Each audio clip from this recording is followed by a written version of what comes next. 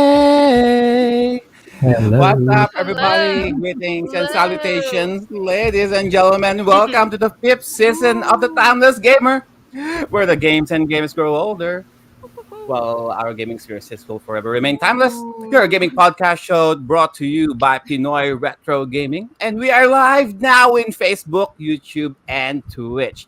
For all of you guys who are finding us for the very first time, you can catch our archive videos of our previous shows by going to our YouTube channel, Timeless Gamer PRG. And you can also listen to us in Spotify, iTunes, Google, Apple Podcast by searching in Timeless Gamer. And this is our five time season here in Timeless Gamer. And we are doing our very first Halloween special, as you can tell. Everybody here are doing their showing out their best. Hey, Ooh. Ooh. uh, how's everyone do? How's the Halloween over there to you guys? So retro freaks array.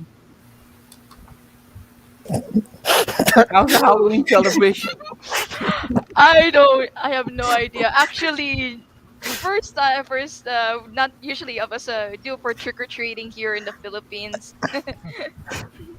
I like your costume, Sergio. Very Hey, More, exciting, mate. it's Very for more, our exciting. more, hey, more hey, in.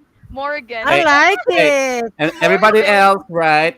You know what? I was supposed to go green screen, Hey, where's your right? Like, boobs? no, yeah, so I can Where's have my the bat wings boobs? on the back, right? Where's the And I boobs? forgot. Oh my god, my hair is green. So yeah, I dumped the green screen. So oh shit. Okay. Well, I have my wings here anyway. I'm good. And speaking of Morgan, thank you again for Survey Retrofit there for our thumbnail for this episode. For all of you guys who haven't really seen the thumbnail, you got Felicia and Morgan. Well, you can tell who I like the most between the two girls. I was going for Felicia, We but Uh, I honestly, can't that find a big hair blue enough and big enough. we're a So family-oriented podcast, yeah. Sir Joe. it is a So family-oriented basically, podcast, Yeah. and Morrigan is I much was a considering getting family-oriented a character, one piece rather than that will show Felicia. my Sorry. cleavage, but nope. And I don't know if Sir uh, Dan if Sir Dan can take it. Oh, I'm feeling a little flustered looking at you like that, mate. But it's okay. It's okay, Dan. It's okay. It's okay, Dan. No worries. We're All already getting right. used to So it, Joe. how about let's go one by one. So let's introduce the panel for tonight. For this tonight's show, Miss Ensign Porter. Hello. Hi. Hello, everybody. Welcome to this podcast. Woo! Woo! Welcome to our Halloween special. It's the screen serial Ghostface. killer Ghostface, Ghostface, yeah, Ghostface. Ooh. I am Ghostface. or the painting screamer. I don't know. The Crow. Oh my God, this is the Crow. Sir Hey, JDM. what's up? It's All Gene right. Simmons, by the way. No, it's Eric Draven or the All crow right. from the crow. At first I was gonna think, oh, is that Sting? It's Crow Sting. All right. And Miss Honoka 99, Miss Charlene. Ooh, hello guys. Hello. I hope you guys are surprised with my mask here. So good morning guys. Welcome here to the podcast here from Pinoy Retro Gaming. So do give Pinoy Retro Gaming a follow here. Really do appreciate for your love and support here, guys, and hope you guys enjoy the stream and our wonderful podcast. All right. Thank you, Miss Charlene. And of course, Winnie the Pooh, the retro freak, Hey, Sir Ray. Hey, just to this be is Winnie clear, the Pooh, guys. Blood and Honey. No. Just to be clear, guys, this is Pikachu. Oh, He's Oh, getting a oh, I it's thought I, costume thought- Pikachu. I, thought, I of thought it was Winnie Winnie the the Pooh. Pooh. I thought it was Okay. Winnie the Pooh. Oh my god! So I The told red son it shirt was was Winnie the red the shirt Pooh. was a throwaway. Just, It's Winnie the Pikachu. Pikachu is on a Winnie the costume Pikachu. of Winnie the Winnie the Pikachu. Pooh. So Winnie the Pikachu. Alright. Winnie the So, Pikachu. Winnie the right. Pikachu. Just to be Winnie Winnie clear, the just to be clear. Pikachu. So what's up? It's been a long time, guys, and hopefully you can. It's a horror special. My genre, my my bread and butter when it comes to streaming. So enjoy. Enjoy, everyone. And of course, the Prowler, dressed as the Prowler, Sir Dan. Yes, unfortunately, I've been moving house, so I didn't get a chance to sort of costume out, so I've just come with a very naturally scary face. So, ooh. Ooh. All right. And of course, it's me, Joe. That's enough introductions for me.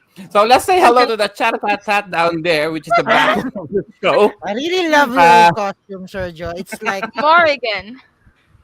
I love Darkstalkers. Morgan. I love Morrigan. I love Felicia. Oh, I love I love Morgan so much. Dimitri. Do you guys want to see what I'm wearing down below? No, don't, No,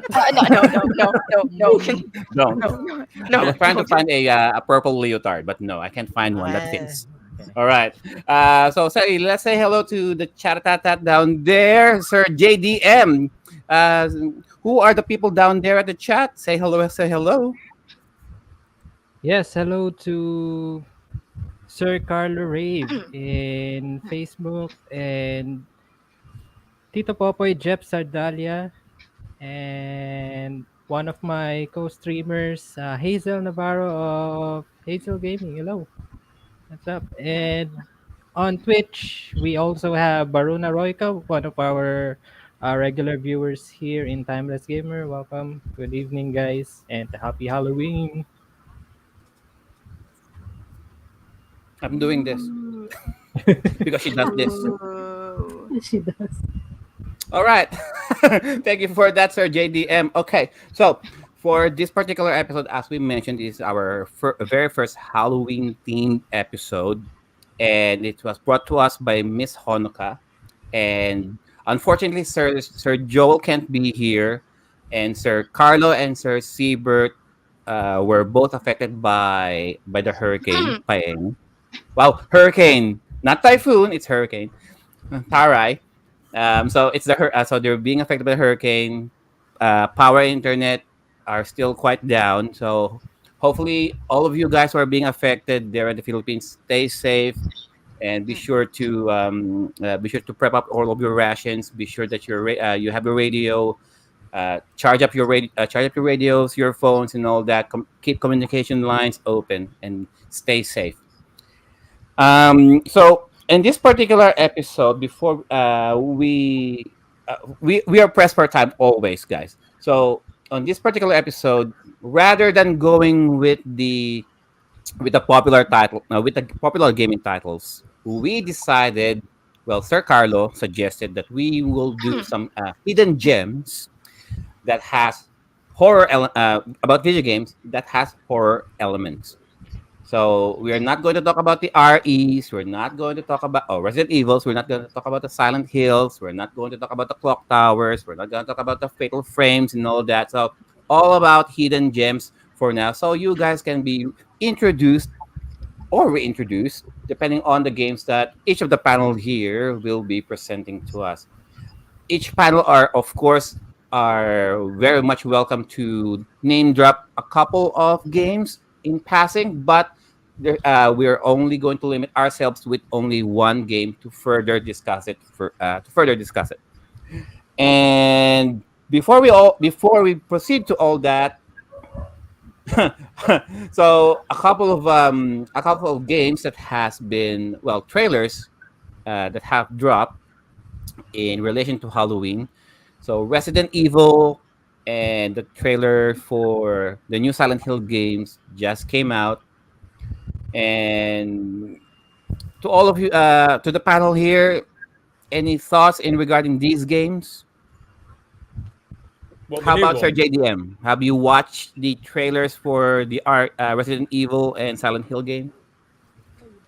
Honestly, I haven't watched the trailer for Resident Evil 4. That's the Uh, trailer right now. That's the trailer so right this is the now. first. This is actually the first time I'm watching it, but I saw the screen caps of the characters. Uh, yeah, who's that guy? What? I only saw the screenshots of Leon and Ashley. I saw them in Facebook, and there's like little changes in the character design, but what I was shocked was the character design for who do you call that, that Castellan guy, that short guy. I forgot his name. The one who is in the castle. He looked older than he was on when he was in the original. For all of you guys who are not aware, this is the remake of Resident Evil 4, right? How about you, Sir Dan? What you can say about the trailer? This is the first time I've seen the trailer. I've played Mm, the original. I've got the original game, the yeah. Resident Evil 4 on PlayStation 2, and I think it's an all right game. But it didn't. Everybody seems to think it's amazing, and it didn't really snag me as much as it has done a lot of other people. For me, I've just played that Resident Evil 7 too, and that, because it's first person, works better for me as a horror game. Mm, But the trailer looks good. I think it's I think from a for a remake remastering point of view, it looks like Mhm. they've done it justice. Definitely. How about you, Eileen? Have you played that Resident Evil 4, the original one? First, let me take this off. I can't read. But yes, Uh, I have to say I was able to play just the village part of the original Resident Evil 4 on PlayStation 2. mhm, I found it difficult and kind of quit the game. But mhm. seeing the trailer, I saw the trailer earlier. I love how of course, the graphics are modern. We can see more textures. It's more eerie, darker. I'm curious how they would approach the overall atmosphere of the game now that it's modernized like this. Okay. How about you, Honoka?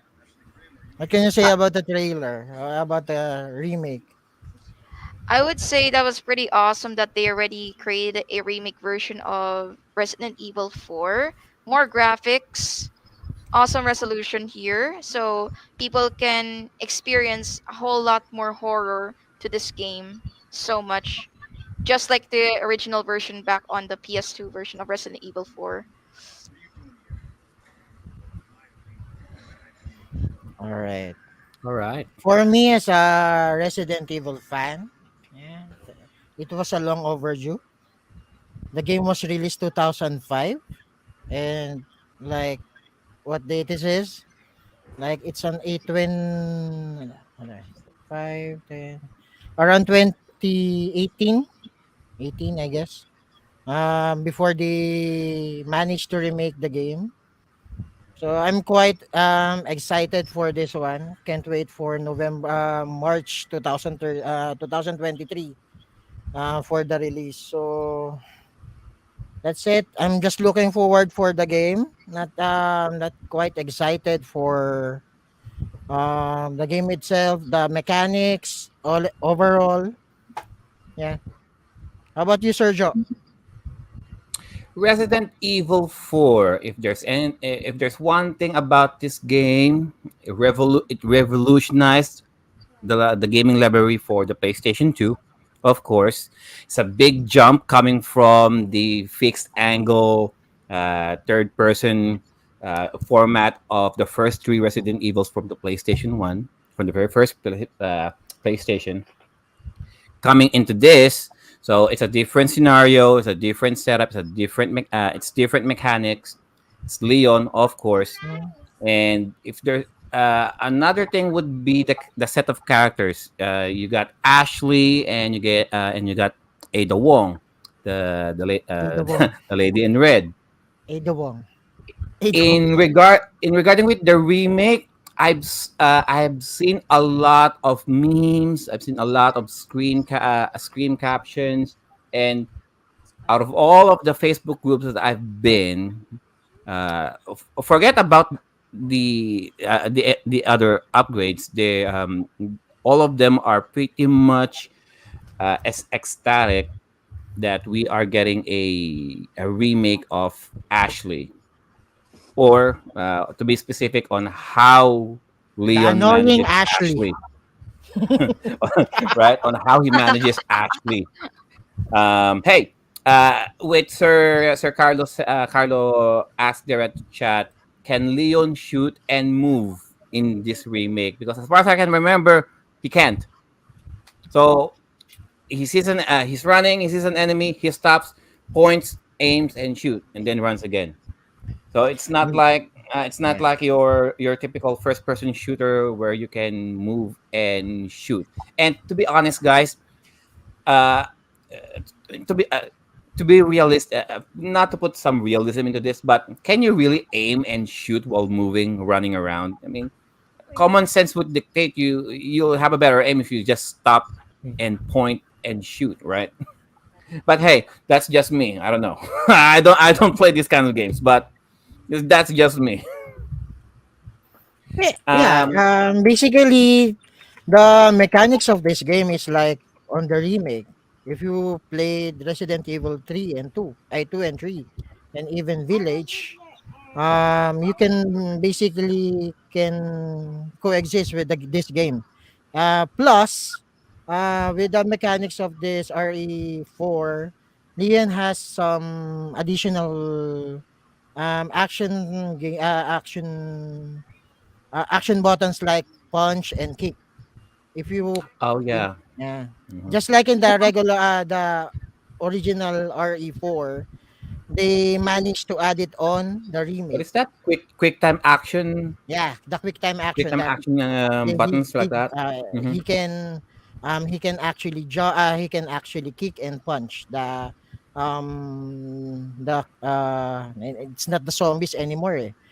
It's like the The ano, village people, the village people, just like in the the village. brainwashed village Anyway, people.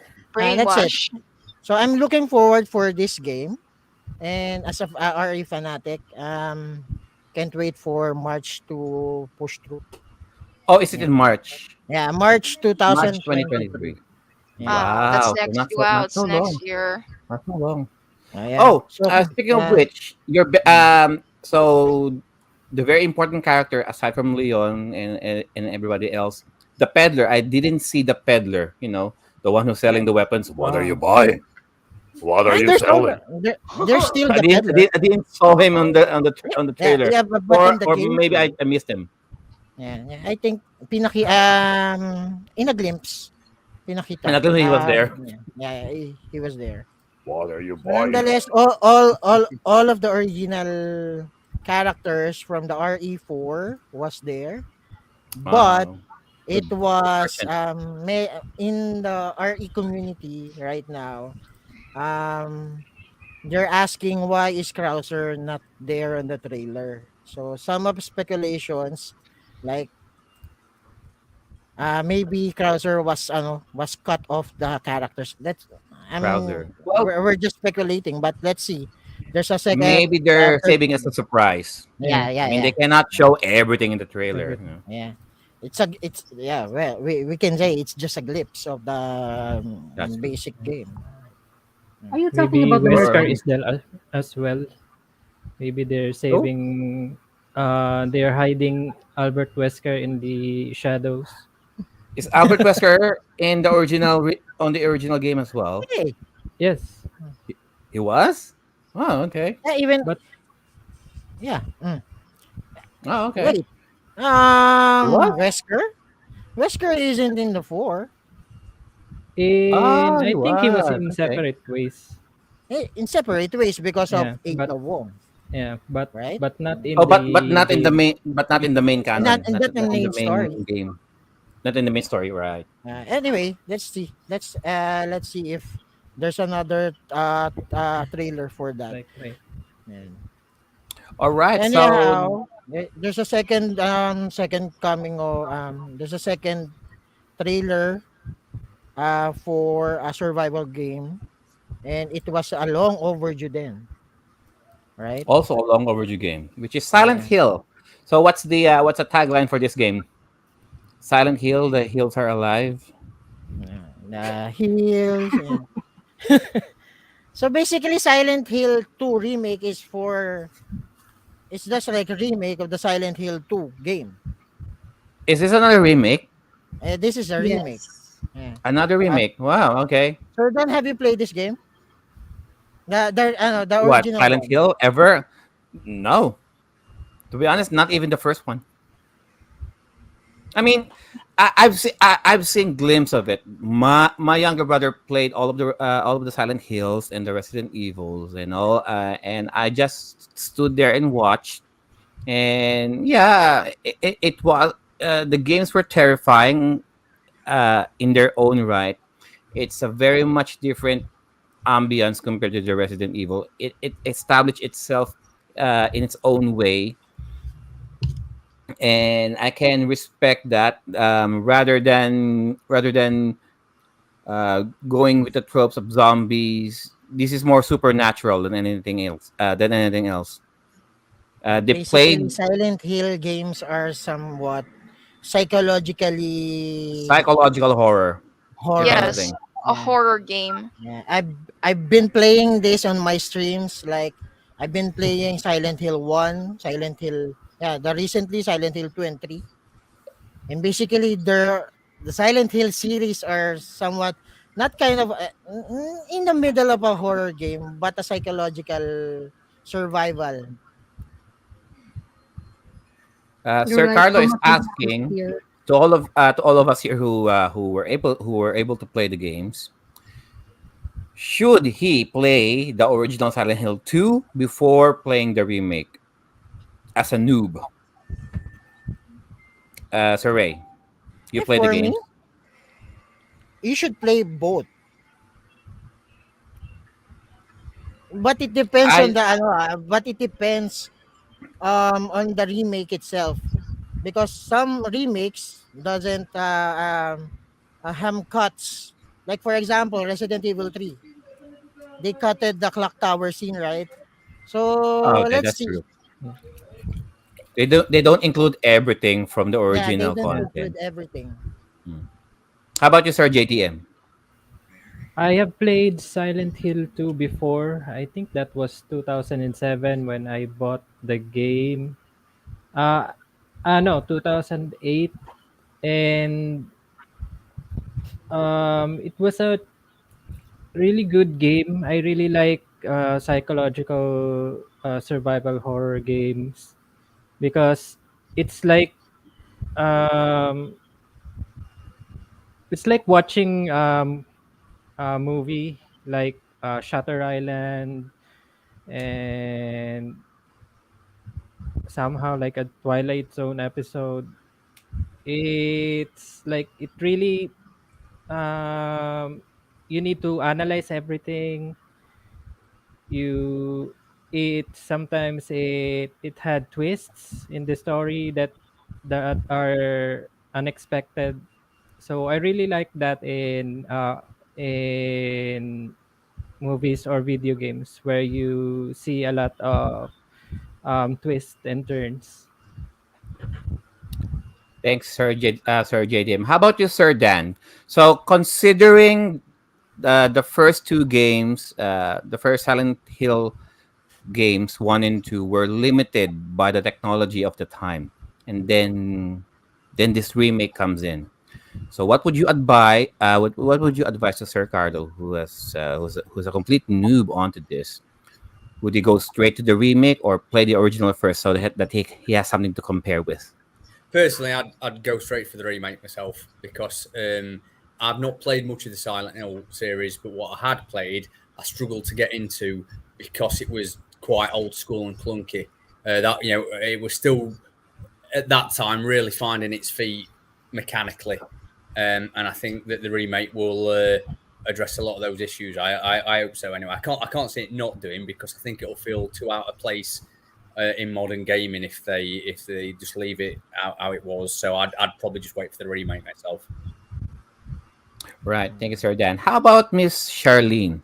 If Konami's gonna say that this is a shot per shot remake of the original, would you go straight for the remake or still play the original? Shot for a I would shot. It's just graphics, it's just improved graphics, but basically shot per shot still there. I would say I would go for the remake version because it's way more high definition than the original one. Because the original one has a little bit blurry side back in those days, so I would suggest That's that true. one, the newest version. Mhm. How about Miss Eileen? Original or remake? Considering the graphical limitations of the previous years compared to the technological capacity that we have now. For me personally, I would go for the original because I would like to see how, or I would like to compare the two. Also, I would not want to be shocked when I try to play the remake first, then go back to the original because, like Sir Dan said, old games could be clunky. So I don't want to be shocked with the awkward gameplay if I transfer from the remake to the original. It makes sense. Makes sense. True. Apparently the two of the big changes that they're making with the remake is that they've redone the voice acting and Mhm. they've also reduced a lot of the fog. So a lot of the fog in it you couldn't see that much. So they made it so you can appreciate the environments a little bit more. if if there's one thing that I can probably say in regarding with the original versus the remake, and this is just me in regarding with horror games in general.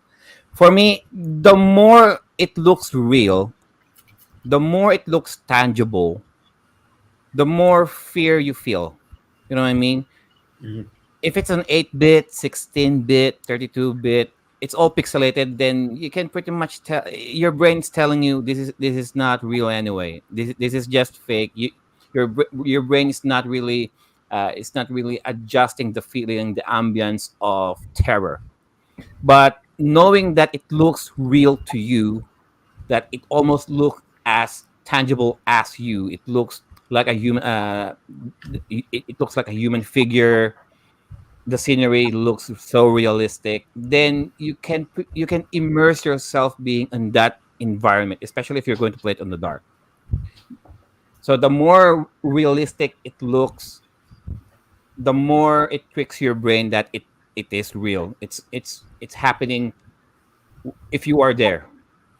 So it adds more to the psychological terror. And with Silent Hill, what I like with Silent Hill, they don't play music as much as it's Silent Hill for a reason. They know how to use silence and when to use the music at the right times. So it's not more about jump scares. There are times that uh, nothing is going on. All you can hear is just the pitter patter of raindrops, your footsteps, the rustle of the leaves, nothing. And then when there's something going on, and then boom, it will just hit you. Well, that's for me anyway. Mhm. Yeah, Yeah, it we makes a have lot of sense. we have different perspectives on how we can differentiate the two. It's either remake or either OG one. But the thing is, I'm looking forward to this game because Konami is risen from the dead. You get my point? It's Konami. I trust Yeah, Konami. diba? It's been what, 20 Yes, I years? love Konami. Yeah, it's Between 20 Konami and years. Capcom, I lean more on Konami. All right. I So yeah, that's it. It's a big showcase. It's a big survival horror game showcase last week. So yeah, as for this date, the yeah the village, as you can see this, the Resident Evil Village Gold Edition was released last October 28th. Last Yeah. year. And Damn. Last this week year. lang. This yeah, Oh, ano lang. right, right, right. The okay. village. Yeah, yeah. This is Oh, the gold edition. the gold edition. So the DLC of Shadow of Rose was added. At the same time, the third person view was also added. At the same time, the Mercenaries has ads on. So it's a good survival horror month for You us can see horror Lady game D fanatics. naked. Yes. Huh? What? You can see Lady D naked. Mod type, I guess. A mod Mod. type again. Ah. Ah, Yeah. Hey, if We're I'm going to still pay extra, I might as well. you All just right. paid So, enough. thank you for the panel for their inputs in regarding with the latest trailers about the Resident Evil 4 remake and Silent Hill 2 remake. So we will proceed now to the main crux of the show, the hidden gems, the games with horror elements. So, for this particular episode, we will go in random, but to give ourselves some time to prepare our minds for this particular episode, we will Sir Joel uh, prepared his own input in regarding his hidden gem. So we will do his first. So he sent us a video in regarding with his hidden gem horror game theme game of choice.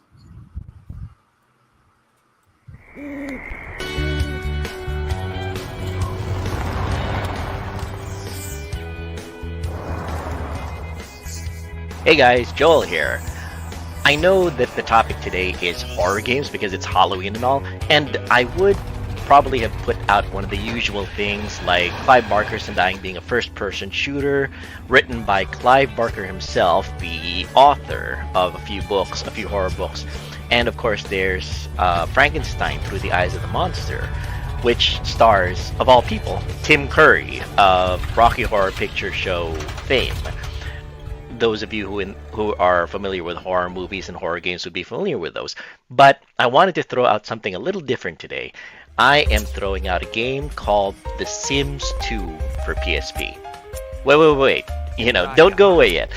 The Sims 2 for PSP is a horror game in the sense that it does have elements about horror that not everybody might be familiar with. The main character, your sim, the one that you create, travels through the country and comes across this town called Strange Town. I know, people would say it's strange, but no, it's actually founded by this guy whose last name is Strange.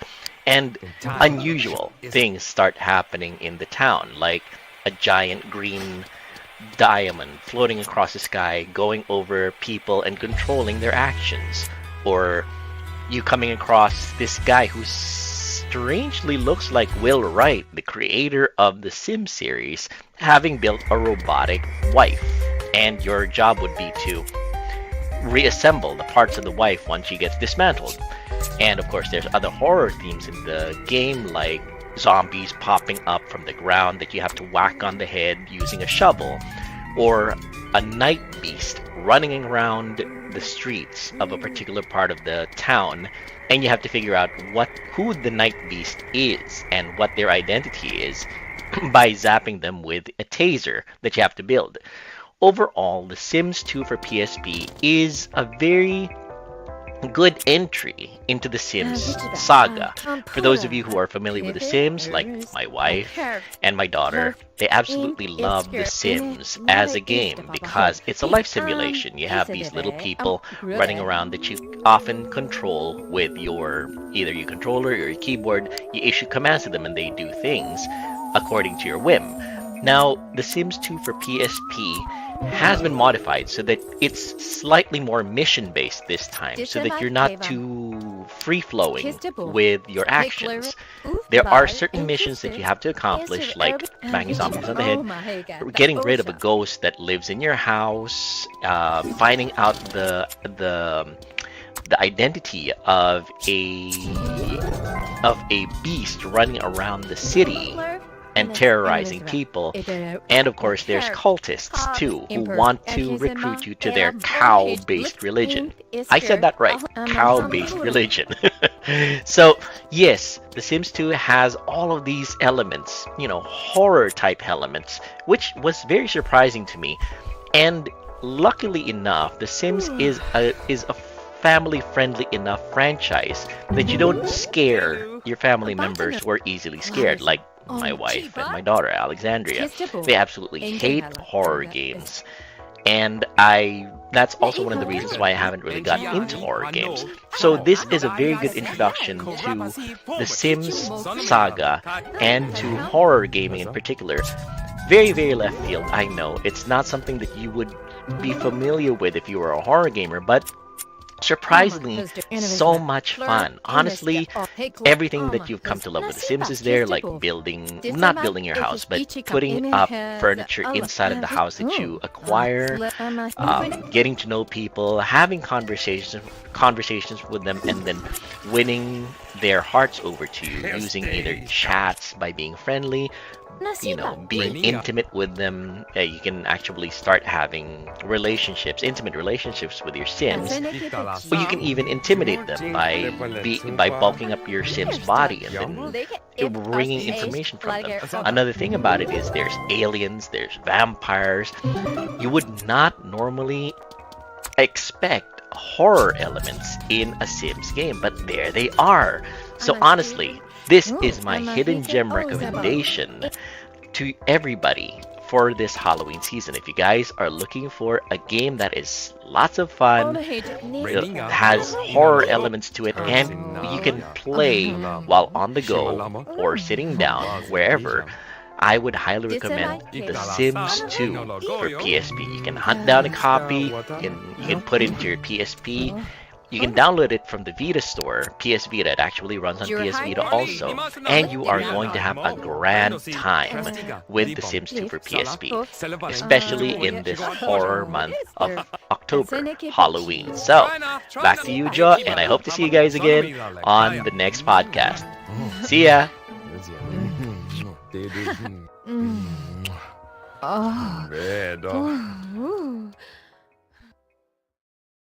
Oh my God, family-oriented game indeed.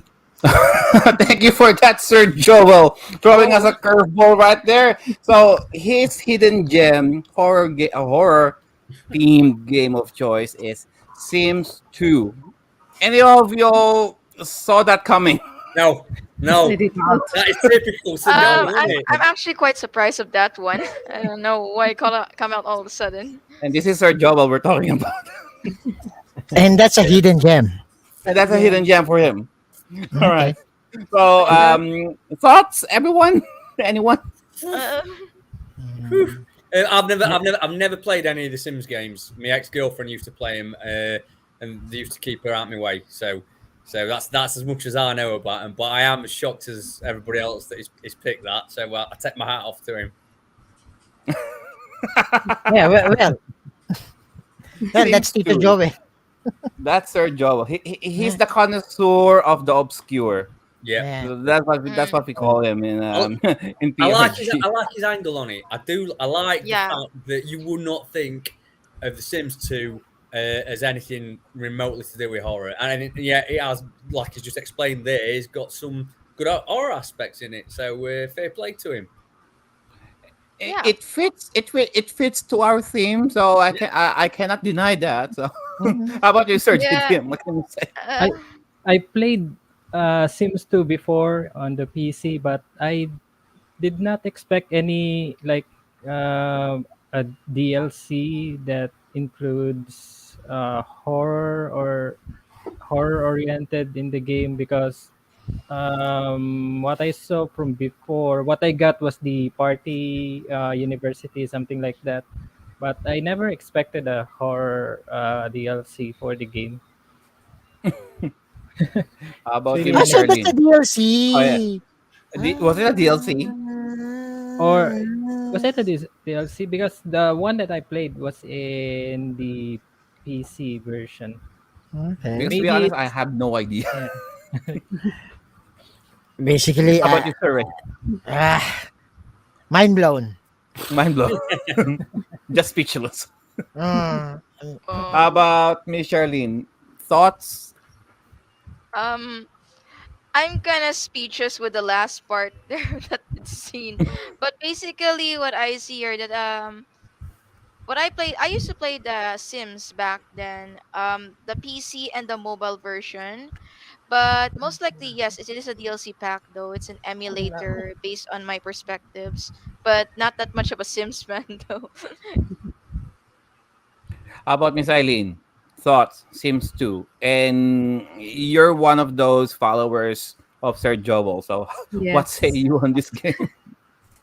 I have to say I'm actually surprised by that because I was able to play Sims 2 on the PC like Sir JDM here, but that one that Sir Joel showed us was on the PSP, right? The So I did not PSP. know Yeah. there are horror elements in that. And hearing what he said, so it looks like that's the origin of the green diamond on everybody's heads on The Sims. So that's Yeah. I was actually surprised there's a backstory on that. So a really good pick from Sir Joel there. I thought that was just a cursor. I mean, nothing else. I mean, Yeah. I thought that was just a cursor that identifies your character, nothing else. I mean, I didn't Changes color realize too. it's something else. There's an Yeah. explanation for that. Well, anyway, that seems true.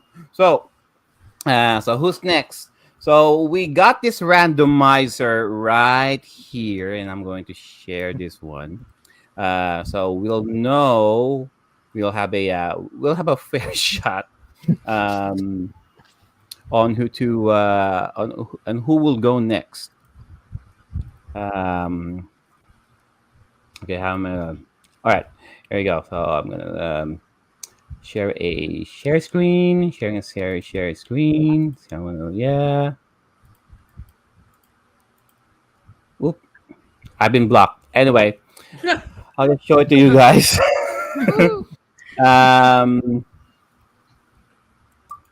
Said. Says here. Sir JDM. Oh, Oh. Sir JDM will right. be the one sharing next. All right. So, my horror um hidden gem is going to be the game called Hell Knight or Hell Dark Knight. Messiah Hell Oh. Knight. for in Japan. So Hell Knight or Dark Messiah in Japan is a first-person survival horror game released by Konami in Europe and Atlus in Japan eh, around I think 1999. I'm not sure, but it was a first person survival horror game. So what makes it survival horror is all you have to do is run. You don't have any means to fight the enemies. You just have to run away from them so you don't get killed. And gameplay wise, it looks like if you're familiar with the from software games called Kingsfield and Shadow Tower, it's like that. You're like in a maze and you just wander around. You have this monster and a cultist following you in the game. So the setting, yeah, that's the very first monster that guy. That's the first jump scare in the game. He looks like he looks like a deformed humanoid with scales. And actually, those monsters are former humans who were mining below Tokyo. I believe they're mining for ore deposits in an old Japanese underground fortress called the Mesh. And most of the miners, like, they got infected. um I'm not sure what um exactly happened, but there were documents in the game that describe the enemies were infected and they developed these scales in their skins, and they become these horrible monsters underground. So yeah, the setting is in subterranean Tokyo. You are this person. There was no description whether the protagonist is a guy or a girl. All I know is that they are students. Um, what do you call this? You were involved in an accident in Tokyo, train accident. Then, when he woke up, or when she woke up, she re- she met this other character called Naomi. They were trapped inside this um, underground. It's like a maze or something like that. It's a big fortress. This first part is the sewers. Below that is the subterranean Tokyo. It was built by the Japanese around World War II.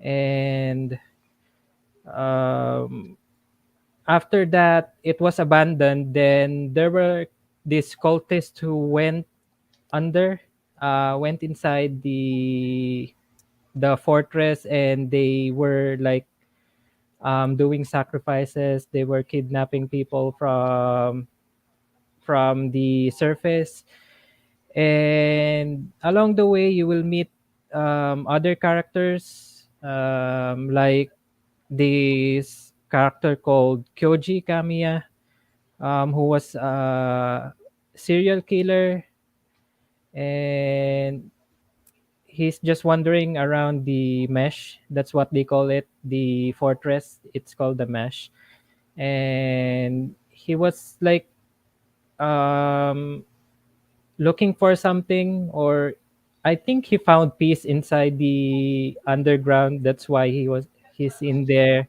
And you also have this character called Leroy Ivanov.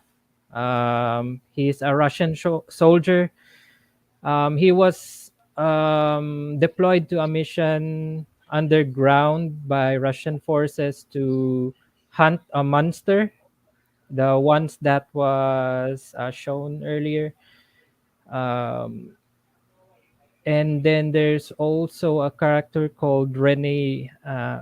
I forgot her last name, who was a French journalist. She was looking for like stories under, like urban legends under the Tokyo underground, and there were also cultists there below. They are looking for someone called the Messiah, Dark Messiah. So they keep kidnapping people from the surface and like offer them as sacrifice to call their god, so-called god or something. And what I like this game is um it's really like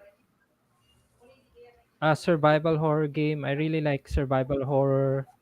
It's like um Silent Hill, but you don't get to do anything because you just run away. Just like in Silent Hill Shattered Memories, you just hide from the monsters. And there's no real battle mechanics, but what you can do is you can disrupt enemies for a short time by pushing a button. You have the characters earlier that I mentioned. You can have them as your partners.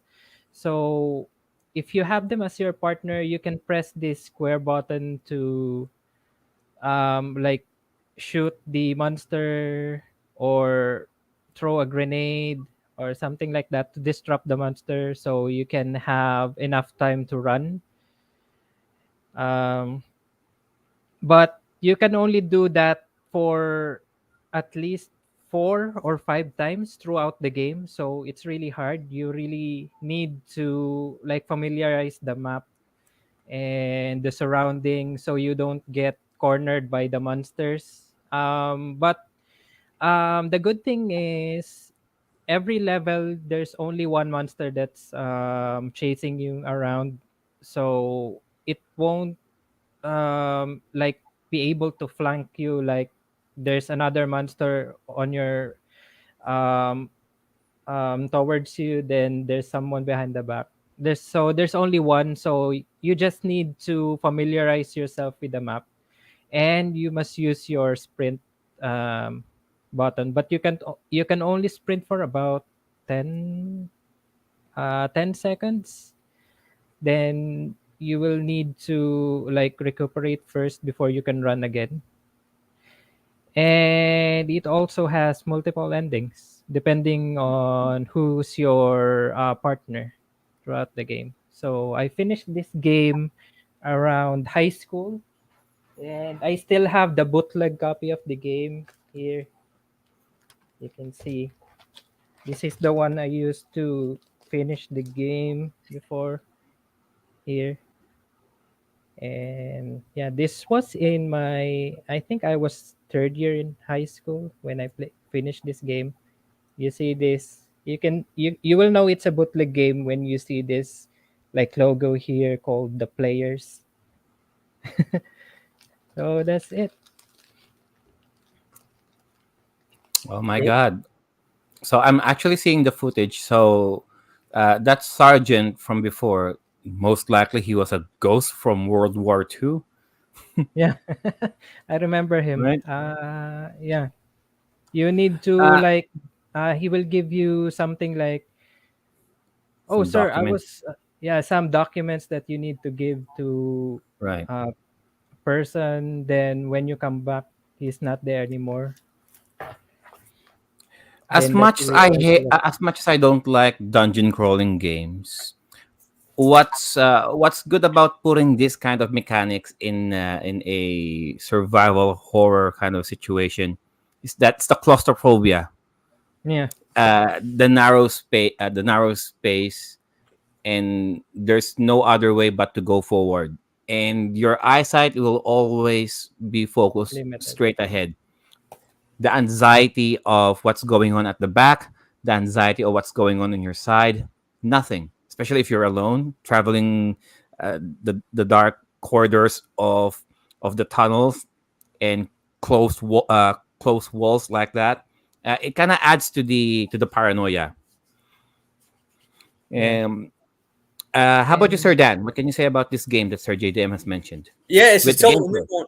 This is a total new one on me, mate. It does look like it's got a very what's the word, enveloping atmosphere. Do you know what I mean? I actually really like the style of artwork it has because even though it's that kind of dated PlayStation era, which hasn't aged well in a lot of games, because it's an horror game, it gives it a kind of more claustrophobic appeal. So It yeah, adds more to the imagination. Yes, yeah, exactly, mate, exactly. I mean, I quite like old school dungeon crawlers like this.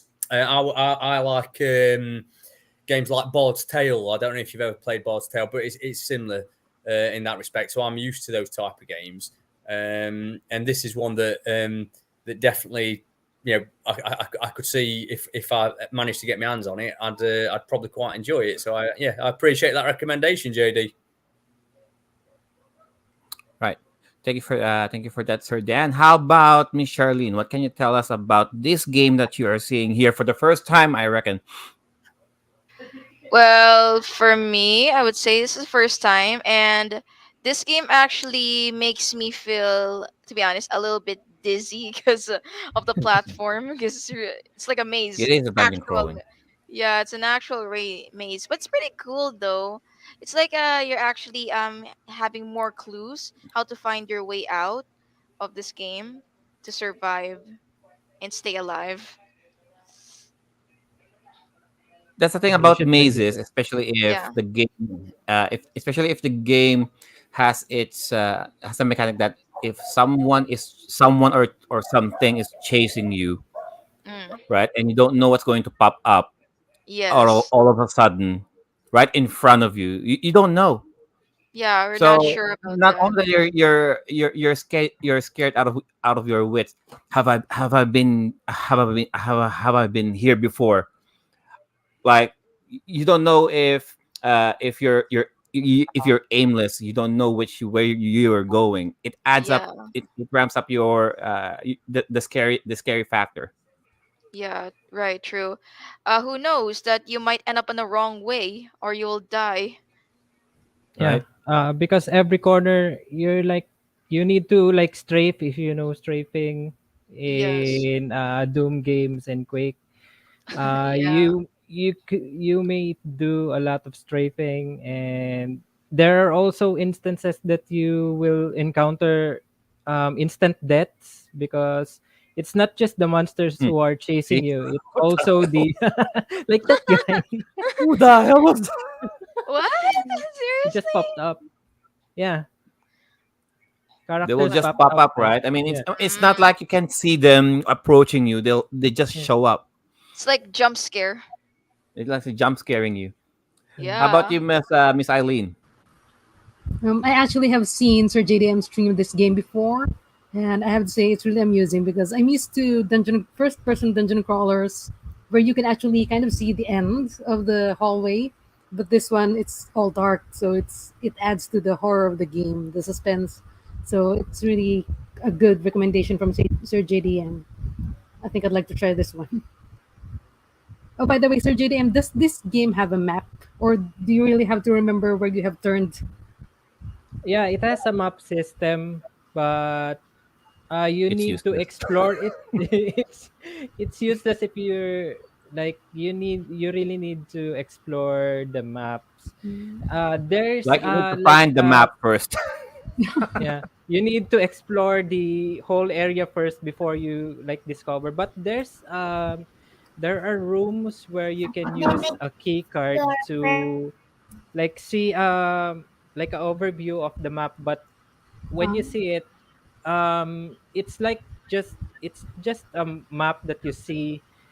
Here's the people's quarters, here's the bar and something like that. But when you leave the room and you look at your map, it won't register there. So you just need to like memorize what you saw on the map, then explore around, so you will discover, oh, so this is the where this person is living or something like that.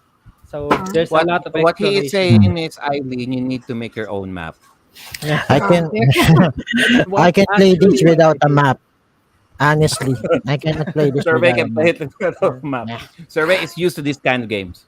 Ah, and it's a FPS game. I have some FPS sickness, so it's a good game. I guess Yeah. it's a good game, but I cannot play this without a map. One thing is Hmm. for sure. Sir Jansen mentioned there Shadow Tower and King's Field were the original Souls game, and Echo Knight. These are the ones that really need a remake. All right. So thank you for the panel for their input, and thank you for Sergio Dan for sharing his hidden gem. And this game it was uh, Death Knight, Hell Knight Hell Hell Knight. Knight, or Hell Dark Knight. Messiah Hell Knight. for in There Japan. you go. It's Hell Knight. So the next one, I hope you can see this. Yes. So Sir JDM Oh, is Oh, that's over. funky. there's transparency. All right. So who's next? Who's next? Drum roll. Drum roll, please.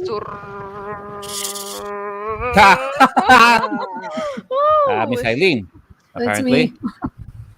Yay. Yay! Miss Yay! Eileen. Okay, so I have one main game, but I have to mention two in passing. Let me share my screen first.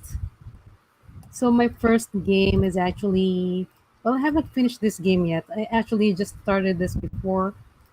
It's I'm not sure if maybe many of you know the remake or the modern ones, but it's called Alone in the Dark. Yeah. The Alone first in the Dark. game. Alone in the Yes. Dark. Never heard of that game before. So there is a modern game of that, and what I'm about to show you is the old version. Not sure if it's registering on your screens yet, but there's the dots there. I remember Sir Josh saying earlier that he feels the horror if it's realistic, and I have to say on this game, even if it's just see, it's so the edges are rough. It's very old, early 3D games or era, but this is actually quite suspenseful. So there are, ooh. So yeah, it's still horrific, even if it looks, honestly, it looks bad. It does not age well. So that's Alone in the Dark, the first game. There's actually a trilogy of that. It's available in GOG. And my next game in passing is Guacamole. Has anybody heard of that? So that one again. Guacamole. Guacamole. So Chameleon. it's No, like no. guacamole, but you're throwing guacamole at people, I'm guessing. Yes. You're, So it is a Metroidvania game that has inspirations from the Mexican culture, most especially Dia de los Muertos. So we are talking about Halloween, and I thought the maybe Day of the throwing this Dead, yes. Day of the Yeah, Dead. so Day Yeah. of Dead. through I miss because Coco. I yes, cried that. Coco there. I was about to say Ah, because of Coco, this actually has a lot of elements. Like if you remember Coco, yes, the marigold flowers, the ofrenda, the there are skeletons here. You can actually switch from the world of the living and the dead in this game. This is a Metroidvania game where you can also have upgraded skills. Mm. I think it's here. I'm trying to look for it very quickly. There is the statue like in Metroid, the Juzo, where you get Your upgraded. character is a lucha libre. You're a wrestler, right?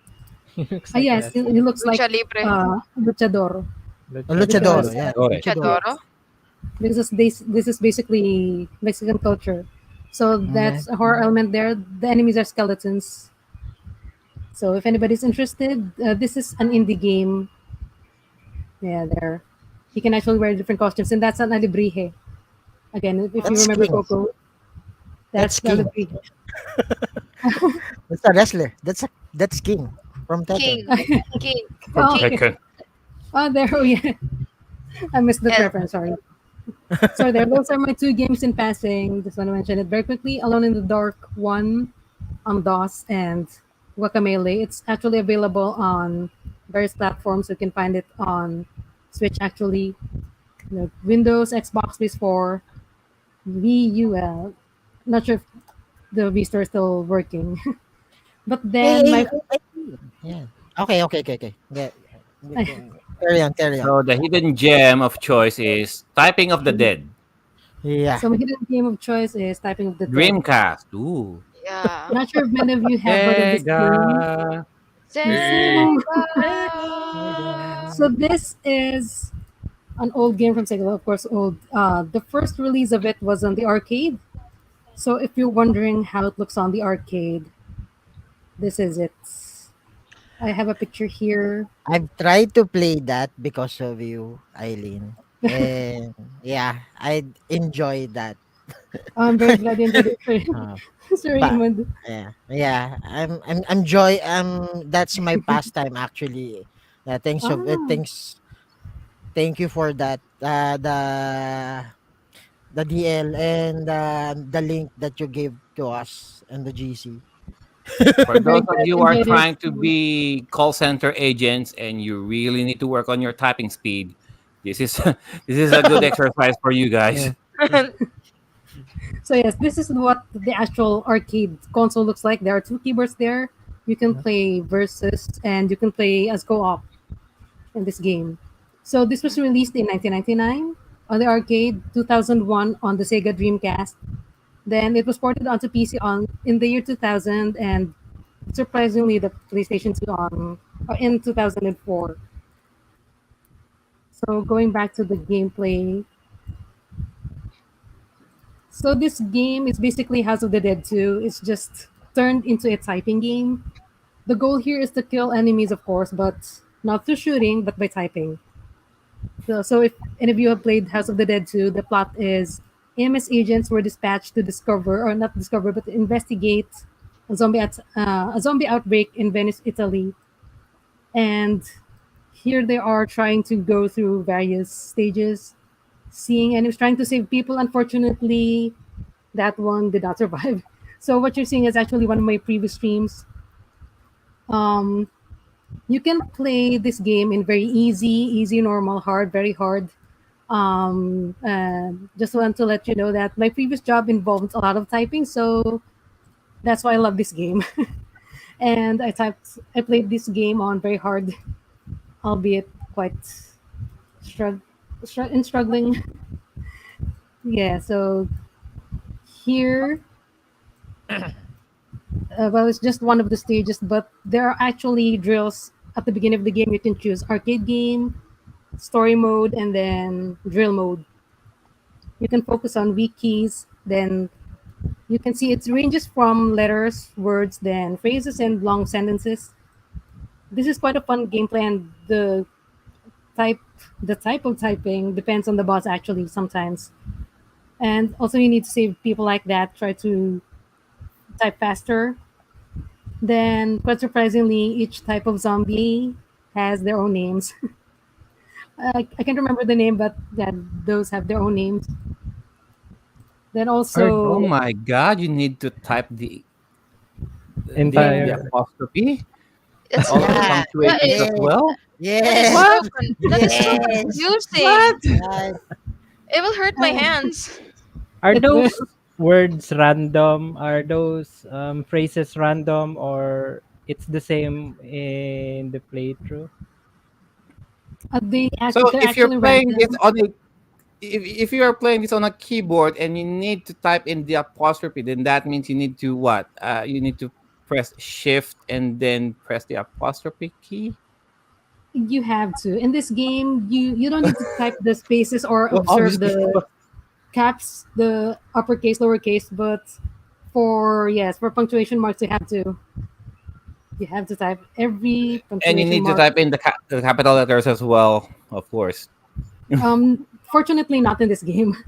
But there's a remake, I'll go to that later very quickly later. But Right. fortunately in this game you don't have to observe the lower uppercase. So what I was saying earlier, there is variations depending on the boss. So the this one is a boss you can see, and they have really weird fun sentences like this one. I wish and I had a lot of friends that might be fun, but then so this is very hard mode. So that those are long sentences. They would be shorter if the it's on very easy mode. Is So it they really really necessary to put in the period, yes you have. the punctuation? Is it really The necessary? question I mark, mean, the Ooh. was it comma really? itself. Is it Oh, really necessary? Yes. you should try to play this, Sergio. What year was this released again? 1999 on the arcade, Oh 2001 my 99 on the god, for 99 the year on of the my arcade. birth. oh, Year of 99. my Okay. birth. it's as old as I'm you. not sure. I'm not sure if Sir Dan or Sir Carlo can answer this. Um, did the Dreamcast came out with an actual railgun? I Uh, we didn't get one. Not in the UK. no. Actually, I there mean, is. an I'm official pretty sure. gun for the Dreamcast. I mean, I'm definitely sure for a third party company might have released one because you got House of the Dead Yeah, because yeah. that's a Dreamcast game. But Yes. A Dreamcast gun was made in that you could buy, but you didn't get one with the system in the UK. right, Oh. because I imagine because this is from the annals of the ESRB, and Sega was a little bit adamant of releasing their own official gun again because of the whole because of their whole debacle with the U.S. government at the time. So they're a little bit apprehensive of releasing guns. So I'm not sure if they release an official gun, and my conspiracy theory dictates me that this is probably one of their workarounds. Sure, Got if we you. cannot have a gun, that's fine. We'll think of something else for people to play this game. So how about we use something else? If we cannot Yeah. use a gun, sure, why not? How about something more educational? They want educational. How about we use a keyboard? Go. Yeah, it's Yeah. their way of trolling them, isn't it? Really, it's very very clever. But they did have the Dream Blaster, and I think I think that was Sega's official one. Sega didn't make Maybe it. in Japan, but not in the US or the UK though. Say again, buddy. Maybe in Japan they released like an official gun, but I'm not sure if they released one on the US and the UK. I think the Dream Blaster got released in the US. I think, if I remember right. Oh, I might be wrong. I eventually might they be wrong, did. mate. I might be wrong. Hmm. And there were several unofficial ones. There were. I remember there being a virtual blaster and a Starfire blaster as well. Sir Carlos said there is an official light gun for the Dreamcast. Okay. So that'll be Because that'll be the, that'll be the Dream because Blaster. I keep on thinking, was there a light gun for the Dreamcast?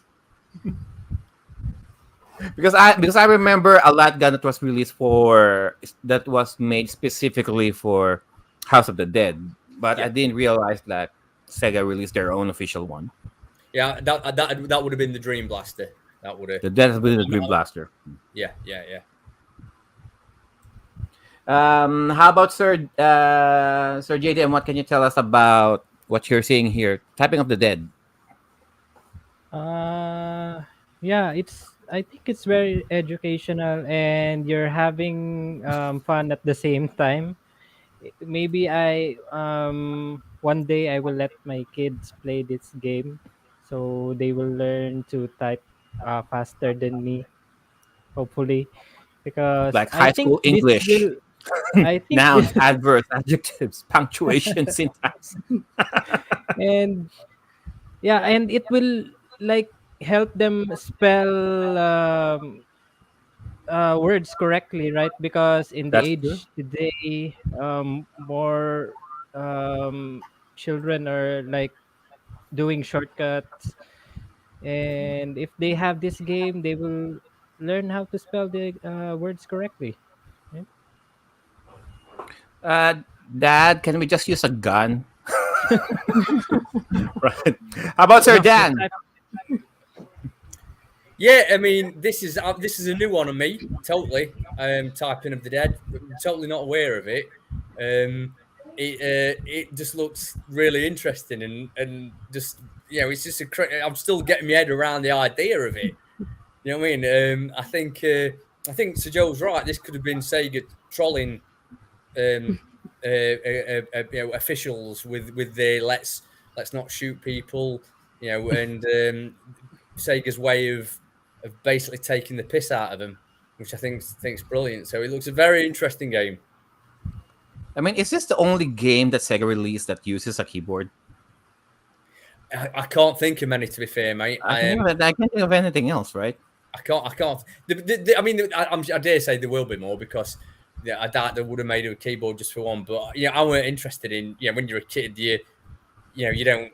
You're not bothered about a keyboard for a console. Here. You're like that's for educational games, like you say. So I didn't really pay much attention to them. If I saw anything like that, I'd just be like, not bothered. Oh my god! I mean, can you imagine playing Duck Hunt with a keyboard like this, right? How about Miss Charlene?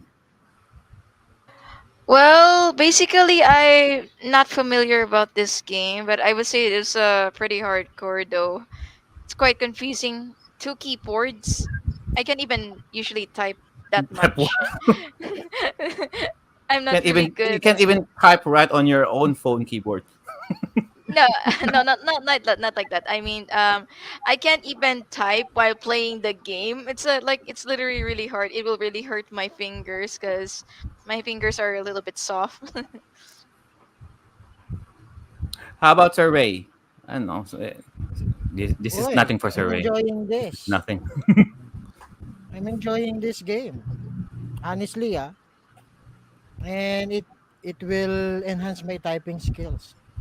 Multitasking at its best. Multi-task. So if Sir Ray will going to stream this on his channel, so one Actually, camera will be on the keyboard. Let's see how fast he types it. actually, I'm trying to stream this typing of the dead. Somewhat my there's some glitches pa. So eventually if it runs smoothly, I will stream this. Don't worry. Uh, I mean, I'm not sure if you can you really stream this because so definitely if you're going to play this on what on so for people who are planning to play this on an emulator, most likely Miss Eileen was able to do this on an emulator. Were you able to Oh, this play is this on an actually a emulator Windows Actually, it's game. actually it's an app or right actual now. Dreamcast? Actually, game. Actually, app. Oh, So okay. you don't need any emulators to run this. It's an app No, I for mean there's an app for if PC. if people are going to play this on emulator survey, do they need an actual keyboard? I guess. How I can they? guess. How can they type, right? No, I mean, How can so they most likely type? you're going to change the settings or the inputs. Yeah. I mean, Oh, you wouldn't definitely. have to because this is actually a Windows game, so there's no emulators Yeah. involved Ah, unless you're right. going to play the Dreamcast version. That I am not sure how you can emulate the Dreamcast version, Oh, see, but that's this what is I the mean. Windows. Yeah. So this is basically the Windows version. So definitely, it's designed to be played with an actual keyboard. So I'm not sure about the Dreamcast one, Yes. All right. but interesting game nonetheless. All right, thank you, Miss Eileen, for that. next on our next on the list. Okay, so who is next? Drum Drum roll, roll. please. Drum. Ha! Yeah. Ladies first. Talaga. All right, Okay. Miss Charlene is going next. Okay. So, what I'm gonna be discussing here is about Monster Party. Is anyone actually familiar with this game? Monster Monster Party. Party. Yeah. Is First that time I've heard of it. the mascots from the cereal boxes? Not sure of that. This is actually the first time I've heard about this. Is that Hold on. Let me Frankenberry, Count Chocula? Count count Chocula. Chuck. I'm not sure of that, but as you can see here, yeah, it's like this. It's a story about a boy named Mark. Monster Party. Yeah, this What was is it? back released. Super Nintendo? Yeah, yeah. No, no, no. This is on the NES version. Actually, it's also released as Oh, well at the Famicom. This was released back on North America NES. 1989. This was by Bandai Bandai. itself. Very curiously, this is actually a platform game based on having some among players. So it's based on a homage to parodies horror pop culture. So featuring enemies, locations, classic horror icons, and also periodic reinterpretations of this game. So most likely, this boy over here, this young gentleman named Mark, uh, helped this kind monster over here so hard. So he will have to defeat some monsters, evil monsters, of course. So good versus evil. So the monster tried to emerge himself with Mark, so he transformed himself into a monster, but not particularly. I'm not really sure about this game though. So, so there's a lot of monsters like Frankenstein's vampires, Grim Reapers, dragons, zombies, spiders, Medusas, mummies, a whole lot more platforms. So I'm not really sure about this game though. So this is the first time I've heard about this game since the NES. Most likely this is not really that much popular, so it's not shown up around the world. So it's like limited. So I can see in that platform. So Mark here and his weapon here is just only a bat. So you can see he's holding it right now, a bat. That's what his weapon is. Try to defeat an enemies with a bat. I'm not sure why. If you guys actually own an NES, I'm not sure how much would that cost. And technically, some people never knew about this game, so basically, it's like hidden, not that much popular so far these days. What Yes. are those? I'm not sure though. Legs. Are It's those like legs? Yes. yeah, Yeah, I'm not really sure about these it looks legs, guys. These legs here is like I'm not sure frog legs. There you go. This is what he transforms into a monster. Do you did you have you actually seen guys the first from the main storyline there? That's the actual monster that he emerged. But this time it's color green. So the other monster well, there's color pink or magenta or Ah, yeah. something. So I'm not sure of that. If any of guys you're not actually familiar with this game though, so you can try watching that on YouTube, like this one. The basically the platform actually it has like 1, 2, 3, 4, 5, 6, 7, 8 levels of the game. Basically it's more like a dark world. I'm not pretty sure about that. So does anyone actually have questions about this game? It looks to it. me like it's a bit similar to Wonder Boy 3, slightly. You say you get change into two monsters. Yeah, no, basically he can only transform to one monster, and that's One. that one. Yeah, sorry. It's okay, no worries. It's only one monster though, and I'm Let's pretty see. sure why his weapon is the bat. Well, that's his. He can only fly. I'm not sure if he can slash. I've been doing some research from that earlier. I'm not really familiar with the game though. Basically, it's really creepy. It's like bloody, blood Hmm. skulls. There, zombie dogs. You can see there at the bottom. They're giant eyeballs moving around with tentacles. you know. Cool. It They're looks like like, the trees have these scary faces. Yeah, the yeah. tree. More likely, this It one is like kind a of moving jack-o'-lantern. it kind of reminds me of I see some hints of ghosts and goblins here. Am I Mm. right, Sir Dan? Yeah, yeah. That's what I'm thinking. Mm. It's got a ghost and goblin stroke, ghouls and ghosts stroke, Wonder Boy Yeah. structure to it. So it's the only. I mean, the main difference here is that the weapons obviously a close range melee weapon in this form, as Mm. opposed to ghosts and goblins, which is usually a throw. He does have a sword in it, so it looks interesting. This one, definitely. Yeah, I'll have to give this one a bash. Yeah, I have to look. I want to try playing this game sometime, even in an emulator. Maybe I should try doing that soon. This is the first time, to be honest, I've seen this game, but not technically that much popular though. So basically, it's like limited. Hmm. All right. Sir JDM, any thoughts about this game? Initial Um, impressions. it reminds me of the game Splatterhouse as well. Of the because of the like the background, the environment, and the monsters. You have this, and if there's one thing that I notice, it's awkward how he uses the bat. It's like mid, yeah. It's like All right. midway. It's like level to his hips, so it kind of Yeah, look awkward. yeah, I know why. I don't know why his bat's the weapon. Any kind of side effects. It's like you're hitting a baseball bat. I'm hitting a baseball itself. Maybe that's the only weapon that you have in hand. The Yeah, it just depends. equalizer, the defender, It's the a small bat. the easiest weapon you can get. Yeah, that's right. Well, you can't use a fire flower, obviously. You can't use a knife. You can't use a lance. You can't No, use a shield. I mean, yeah, I mean, I mean, other platformers already had those, so No.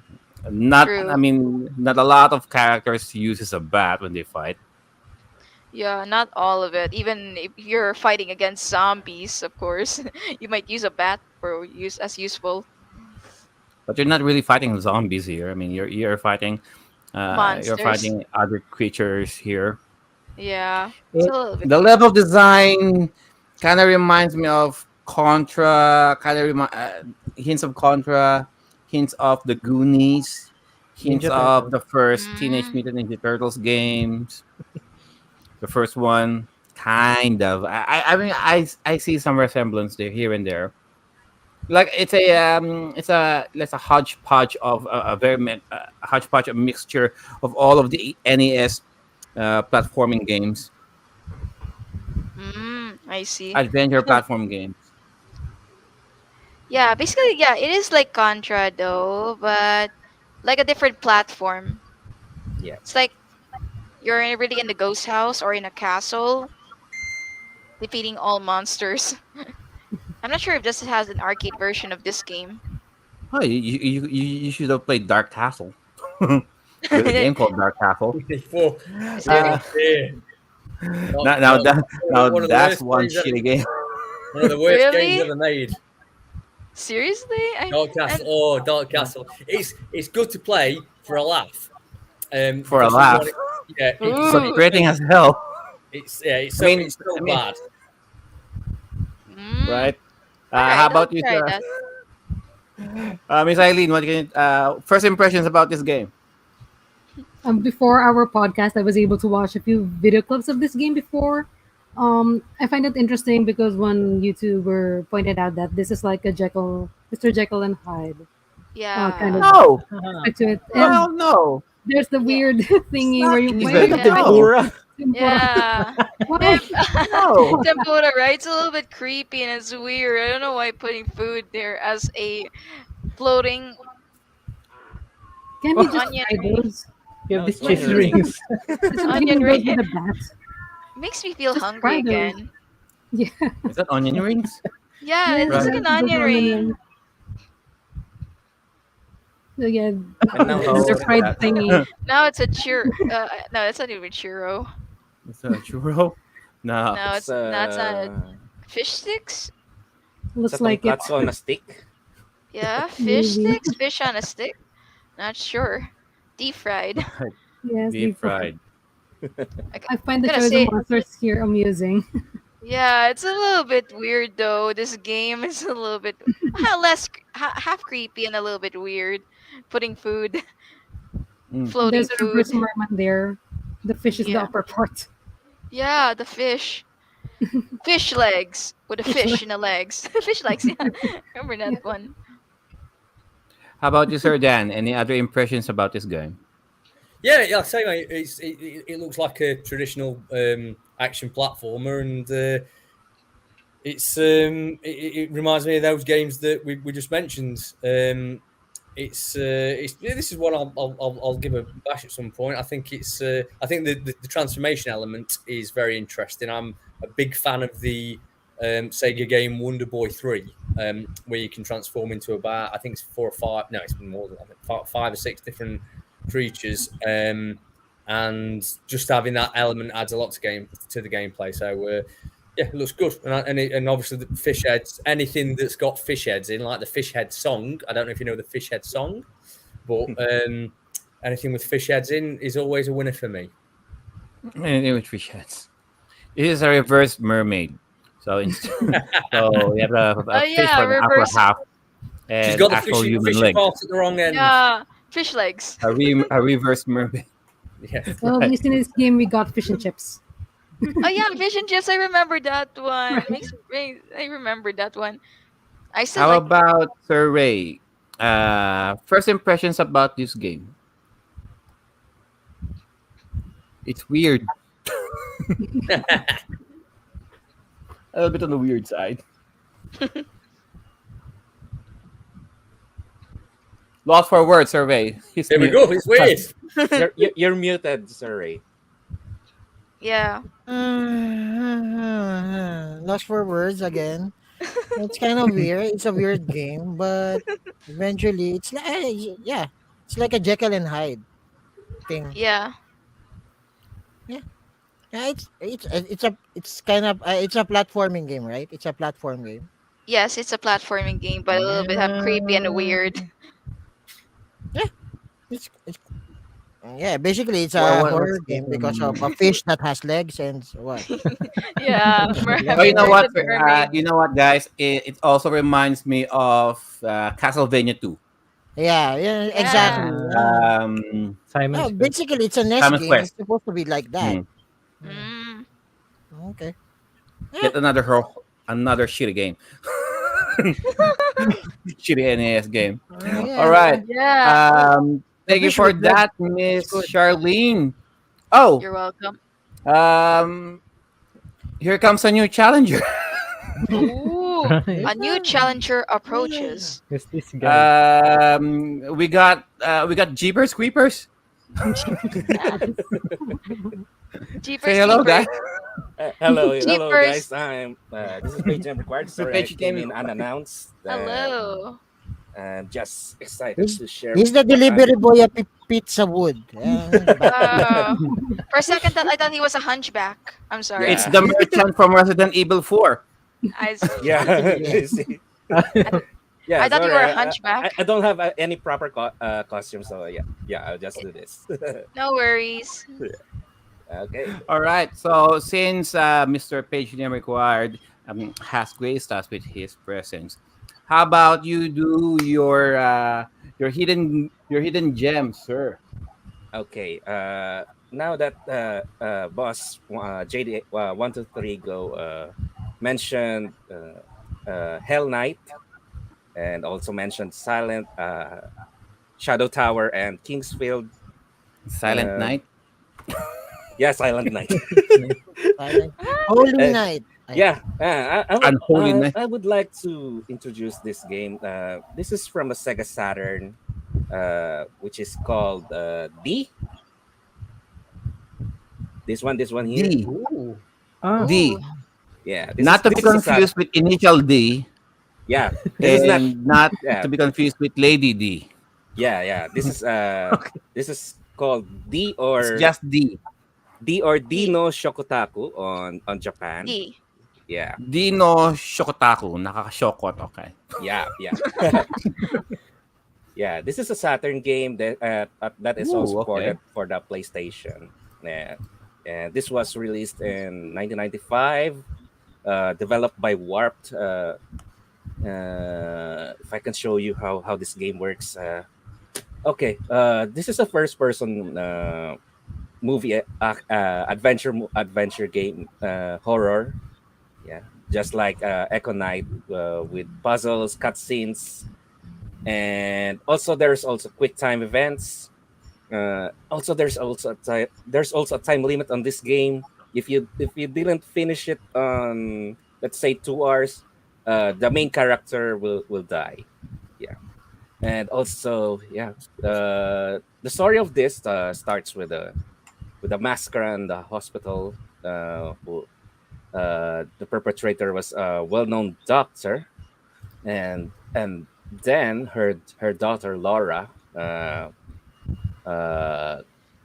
went to the hospital, and then she got teleported to his father's realm. Yeah, and as the game progresses, Shuttle encounters some glowing bugs that revealed some of her old or erased memories, and yeah, and this also has what do you call this, a sequel on Dreamcast, but yeah, I never played the sequel as well. Yeah, as you can see, yeah, that one's on the hospital scene, and there's that some wormhole that Ooh. that engulfs her to a mansion that is also like castle. Yeah, that one. Yeah, so yeah, it's kind of a slow pace when walking around. Yeah, but yeah, for me, as I encountered this on the first gameplay before, yeah, this is a real frightening, scary game, a real horror game. Unless you don't understand Japanese, yeah. Oh yeah. Anyway, there's an English version for this, so you can play it with on the English version. It think it has 3 CDs for the PlayStation, but on Saturn it only has two. Yeah, yeah. The For spoilers, the letter D stands for Dracula. Ah, of Th- course. Mm. this is very much Y- influenced by Vampire Hunter D, isn't it? It's got there's that connection there. I'm not sure if there's connection on there, but yeah. Have you since you're a Sega fan, have you played this, Sir Dan? This is not one I've played myself, mate. I have heard of it. It's I didn't realise that it got a mechanic that you could have to finish the game in a certain time period. I think that's very interesting. Yeah, But I've not played it myself, mate. yeah. Okay, so yeah, there's that glowing bud that I mentioned earlier. Yeah, so those bugs revealed some of her erased or old memories. Yeah, yeah. As the story progresses, you'll encounter more and more of that flashbacks. Yeah, yeah. For spoilers, that is her mother. That was her mother. Is this what is so definitely not a Japanese only game. Yeah. So is there an English voicing dubbing or just plain Yes, in yes, yes. Japanese depending? There's an English version of this on the PlayStation and on Sega as well. Oh. Yes. So the English version of this game is what? Dee's Diner. Am I correct? Yeah. Dee's Diner for the No, English. in English it's Just D, I think. just D. Yeah, just D. Just D. Yeah. Right. Oh, it's just D. Yeah, let the letter D. Yeah. Wait. Ah, okay. Because there's also a game for the PlayStation 1 and Saturn, Vampire Hunter D. And then there's Yeah. also Yeah, Initial D. that's a different And there's a that's a lot of different Ds. D. Yeah. There's a lot of There's so Ds many for DDs. there's a lot of DDs, huh? That's For what the will make me. PlayStation and Sega Saturn. It will make me wonder if Um, you were slightly inspired by that, because Vampire Hunter D is called D in that because he's connected to Dracula too. that's correct. Yeah. What does this game remind me of? Um, it kind of reminds me of the first Resident Evil game, kind Yes. of in terms of setting, but in a first person perspective. Yes. A lot Yes. of full motion videos. Mm. I can appreciate that. Hmm. And again, another dungeon crawling mechanics uh, of a game. Yeah. Lots of close walls, of course. We mentioned earlier claustrophobia and all that. So, what is exactly is she looking for in this game? Like, what Uh, she's actually looking for her father father? on this guy. Yep. Yeah. The father is also a murderer on the Hmm. hospital. Yeah. Yeah. So yeah, that's my hidden gem for this night. So, this game has what? Is she fighting some creatures or just like keeping herself alive because there's a lot of booby traps or Yeah, just like Echo Knight, there aren't many enemies on here except for the one that's uh, an armored knight on some floors. Yeah, but other than that, there's none. There's none. It's just like that. Walking around, solving puzzles. Yeah, yeah. so it's basically just you like exploring a haunted castle or something or Yes, some sort. yes, yes, No, yes, yes. Just exploring. Yeah, just exploring, trying to get yourself out, keeping yourself alive, yeah, hoping to find your dad. All yes, right, yes. Miss Eileen, first impressions about this game. Oh I shit! would like to say that, well, there is like a lot of shock factor in this game. Like every Yeah, because this is FMV, so there's a lot of cinematic um, parts of this game. So it's like also watching a movie while playing. yeah. Quite a Indeed. nice way to tell a story. Right. How about Miss Charlene? Any thoughts about first impressions? Well, about this game, it's basically a hidden clue game, as I can see it myself. And also, it's just like one of the booby traps over there are like from Saw. If you are guys familiar with Saw already, Yeah, yes, yeah, yes. yeah. One of the traps there I am familiar is about Saw. That's what I can tell in my perspectives, though, since I this is the first time I've seen this game. Hmm. How about you, Sir JDM? First impressions. I actually saw Johnson play this in one of his streams. I think in the PRG page. It reminds me of the game called Black Dahlia, but that one was an FMV movie, just like the X Files game, where you just point and click. It's a point and click Yeah, yeah, game. yeah. Yeah. But this one is animated. So Black Dahlia is was a PC game. Um, it's FMV, so there are actors who are playing these characters, and one of the most memorable character is Dennis Hopper.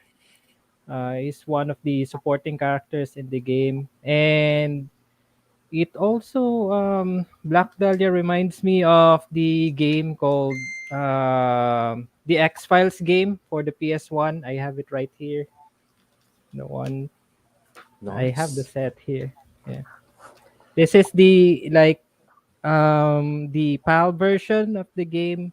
It's an FFV game, so point and click. You play this uh detective, I forgot his name. He's looking for the protagonist in the X Files game is not Fox, what's their names again? Fox Mulder and Dana Scully, Scully. but it's a Yeah. different character who's looking for Fox and Mulder and Scully because they were missing. So they're like director is looking for them. So these characters assigned to look for them, and it looks kind of like this game. It's not like Hell Knight where you could like wander around. This one looks like it's if you're familiar with rail shooters, it's like this game. You have like a Right. predefined direction where you should Yes, go. yes. It's not like Hell Knight where you could just go around, you can turn wherever you want. So it's like this game. Maybe I going to try check this game out next time. Sir Dan, looking at the gameplay that we're being shown right now, it kind of looks like an interactive movie. Like you're playing in a first person view, and then it shifts to a third person view, like you're watching a movie, and then it goes back to a first person shot. Very interactive, like you're going somewhere, and then once you're going in the right direction, and then the camera shifts around to a third person view, and then goes back to a first person view. Kind of adds more to the uniqueness of the game. What? I Oh, yeah, yeah, I agree, mate, and that's a very very good point, Joe. I think the general rhythm of the game as well as you're watching the movements um, is quite disorientating. And I think what you're talking about is part of that. You know, the way she's walking forward, bouncing, and things move around, and then it's in and out of those two views that you're speaking about. So I think that probably actually adds a little bit to the unnerviness of the whole right. thing with that one. Because with the first Resident Evil games, with the first Resident Evil game, when you open a door, you just see a door opening up by its own. Here, you can actually see your character moving the doors, moving on the drawers, looking at it like you're there, like Yeah, you're playing the Mm. character, and then it will remind you that you're just playing a character. It's not you playing the character yeah, because yeah. because it plays like first person, then third person, first person, then third person. I Yes, think not a lot of games do it like this. yeah. It's a very unique way of doing it, definitely. And just watching I'd like to see more of that. I think that's a very absorbing way of presenting a game like this because you don't have to use any skill.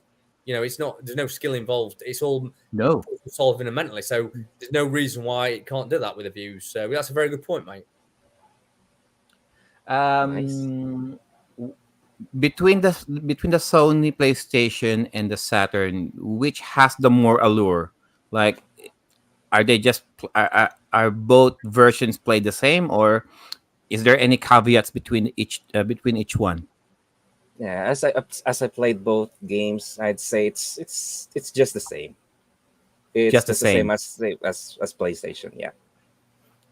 So no graphical differences in Yeah. Yeah. regarding with Sega and PlayStation, Yes. Yes. right? All right. Thank you everyone for their inputs, and thank you for Mr. Pagini Required for joining us for this evening. Uh, D's Diner or D no Shokotaku in Yes. Japan. So thank you, Sir Pagini Required. Okay. Thank you. Thank you. And next up, who is next in our on our wheel of fortune? So Hmm. let's see. So we still got so Miss Charlene's done. So it's just Sir Ray, me, and Sir Dan. All right, shuffle, shuffle, shuffle. Here we go. Here we go. Drum The roll, dance. The please. dance. The dance. Up, Ooh, won't you know it, No. Okay. Sir Dan? ah. Here we go. Okay. Let's see what it Finally. is. So Right, Sir Jen. Dan, what do you have in store for us?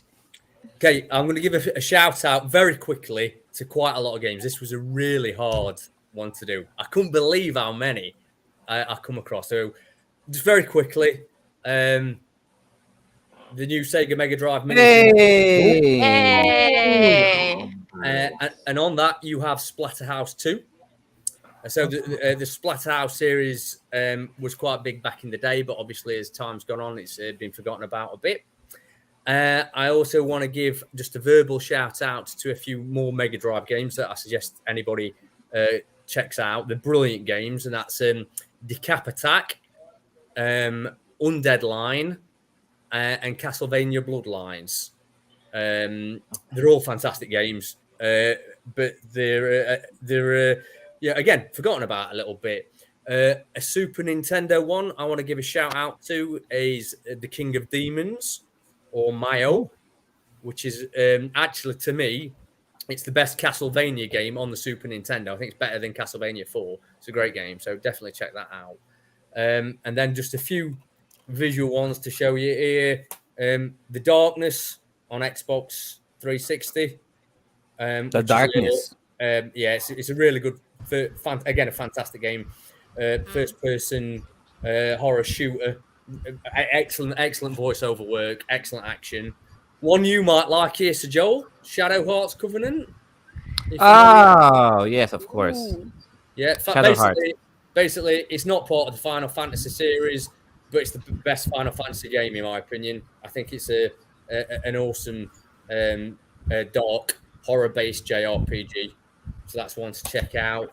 And then finally, more modern one, the Sexy Brutal, which is very. It's basically it's Sexy set, Brutal. the Sexy Brutal. It's How sexy is sexy, Sir Dan? oh, it's sexy. Oh, Joseph, Oh, sexy. it's not as sexy as you in that wig, mate. No, Of not as course. sexy as you in that wig. But it's no, it's. I'll be honest. It's just a murder mystery game, and Oh. there's no nudity or anything like that in it, unfortunately.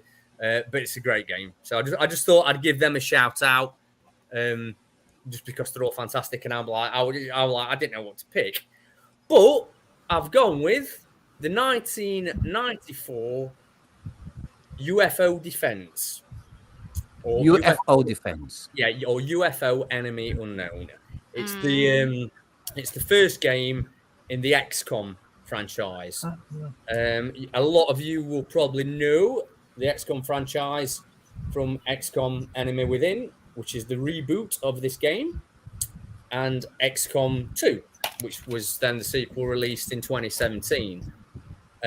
This is a science fiction horror game released in 1994, and it was released on PC on DOS.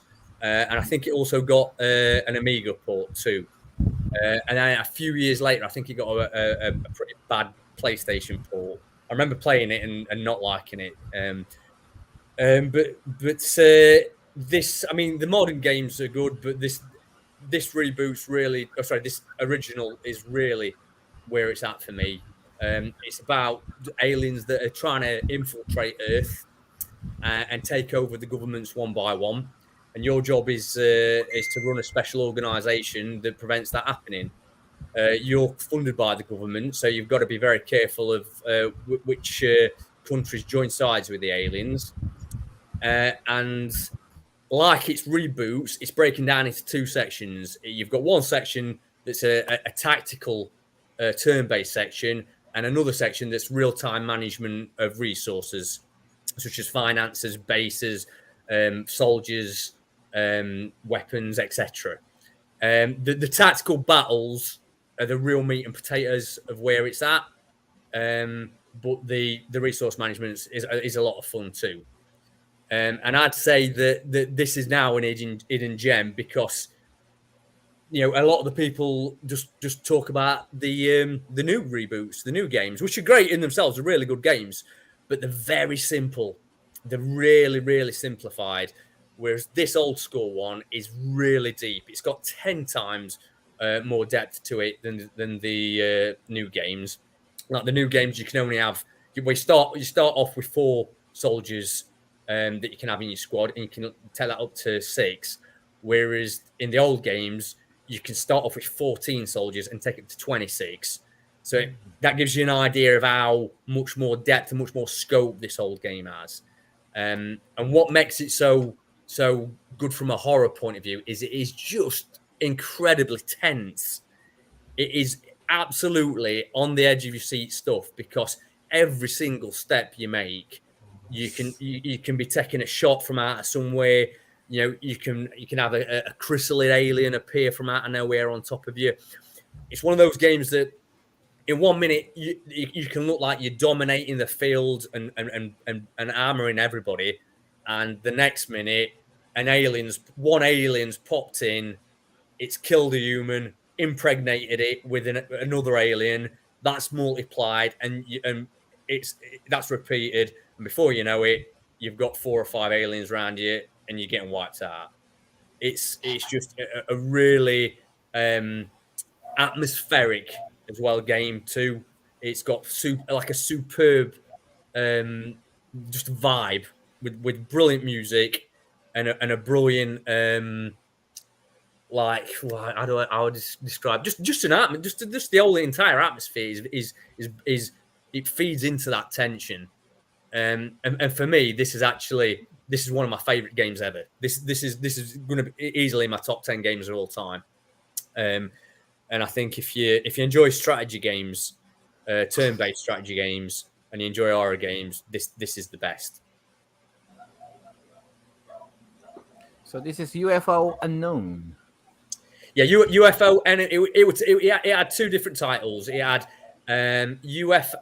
UFO Enemy Unknown in the UK, and it had XCOM UFO Defense everywhere else. Oh, XCOM. Yeah. So this is the first XCOM game. Is there any reason why for the name change? I don't think there were. I just think I've no idea about that, to be honest, mate. I've no idea. So XCOM. Okay. What you're seeing here is this is all your resource management. This is you're moving your weapons around. You're scouting. You're researching. So this is all your side content. It's when it gets to the actual battles itself. I don't know if you skip ahead in the video if you can find a battle where they're actually fighting. This seems to, let's have a look. See, this is it here. So that's your battles. So you're running out here, and if you play the XCOM games on the modern consoles, basically it's a lot deeper, a lot more intense and complex versions of that. And as you can see, it's quite dark. I mean, this is a nighttime mission, the fighting, but it's this is where the tension comes from. Like you're moving your vehicles around, you're moving your people around, and you've got aliens tucked away in the shadows, ready to blast you from nowhere. And it's just a really, really tense game. So it's more what do you call this? So it's more of an influence with the RTS kind of games. Yeah, it's not a real time strategy because it's done in Not turn based. necessarily. Yeah, it's a Not strategy unlike game. StarCraft or Red Alert. No, I because mean, it's not it it's has its done elements, yes, but it's turn based. The real time element. In this game in particular, it's you take a turn, the enemy takes a turn, and between that, the humans have their turns. You oh, see, whereas obviously the real time strategy they did make a real time version. They had XCOM Apocalypse, which is an excellent sequel to this that came out a few years later. They made another sequel to this called Terror from the Deep, which wasn't as good. And then they had XCOM Apocalypse, which did have real time aspects. You could do either real time or turn based, and that was another excellent game. looking at this game, I think the suspense and the thriller aspect of it comes from because not everything in the field map is being shown. So it's just random whether you're going to encounter the aliens or not. Yeah, yeah, and it's what it does is it's through that it sets up some real horror moments. So as you can see here, you can't really see much. You're inching forward, and then suddenly you're surrounded by two or three aliens, and you're thinking you're on top of things. You're thinking I'm there with five guys. I'm going to hammer these, and then suddenly, boom, you're not. All these aliens appear out of nowhere. They wiped out half your squad. You've got one guy to finish him off, and it's just like I say, it's the tension of the game that really does it. So do the aliens just show up? I mean, looking at the gameplay, the aliens are not there. So do they just like do they just show up, or if you bump into something, then you'll fight them? Well, it's your job to scout them out. They are there on the There you map. go. They are there on the map, but you've got to find him. You've got to scout them out and find him.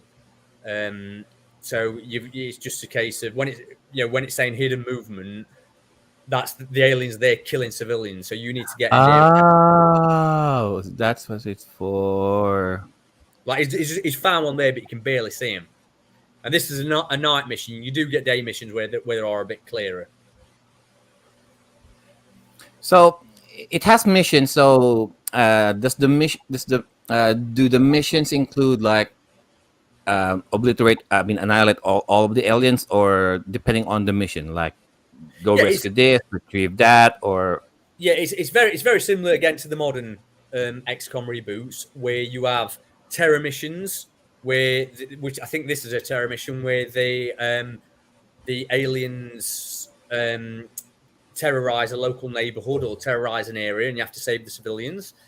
You have missions where you have to infiltrate the aliens' lairs, and you have missions where you have to capture their spacecraft and salvage resources. So you get different types depending on what's happening.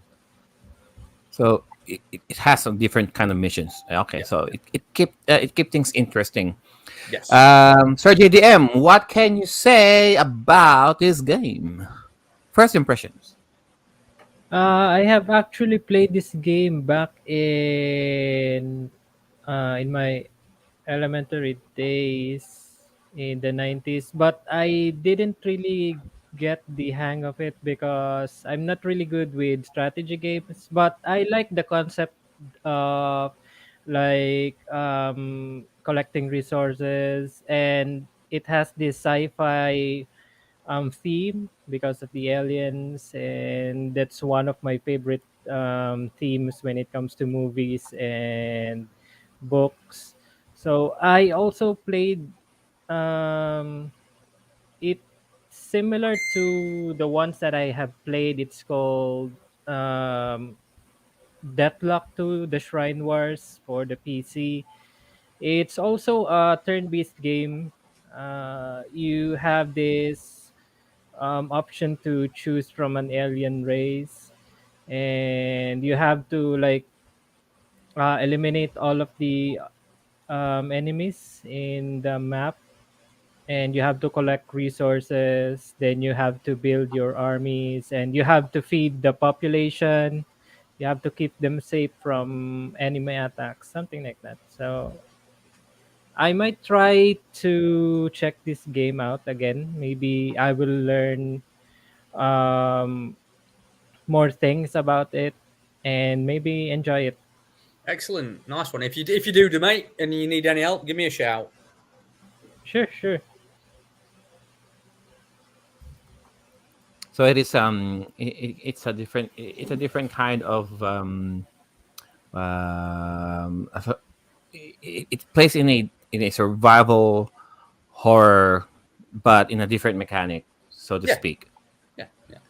Unlike your third person shooters, your first person shooters, it plays just as the same, but more on a top down, more of a top down view, isometric view.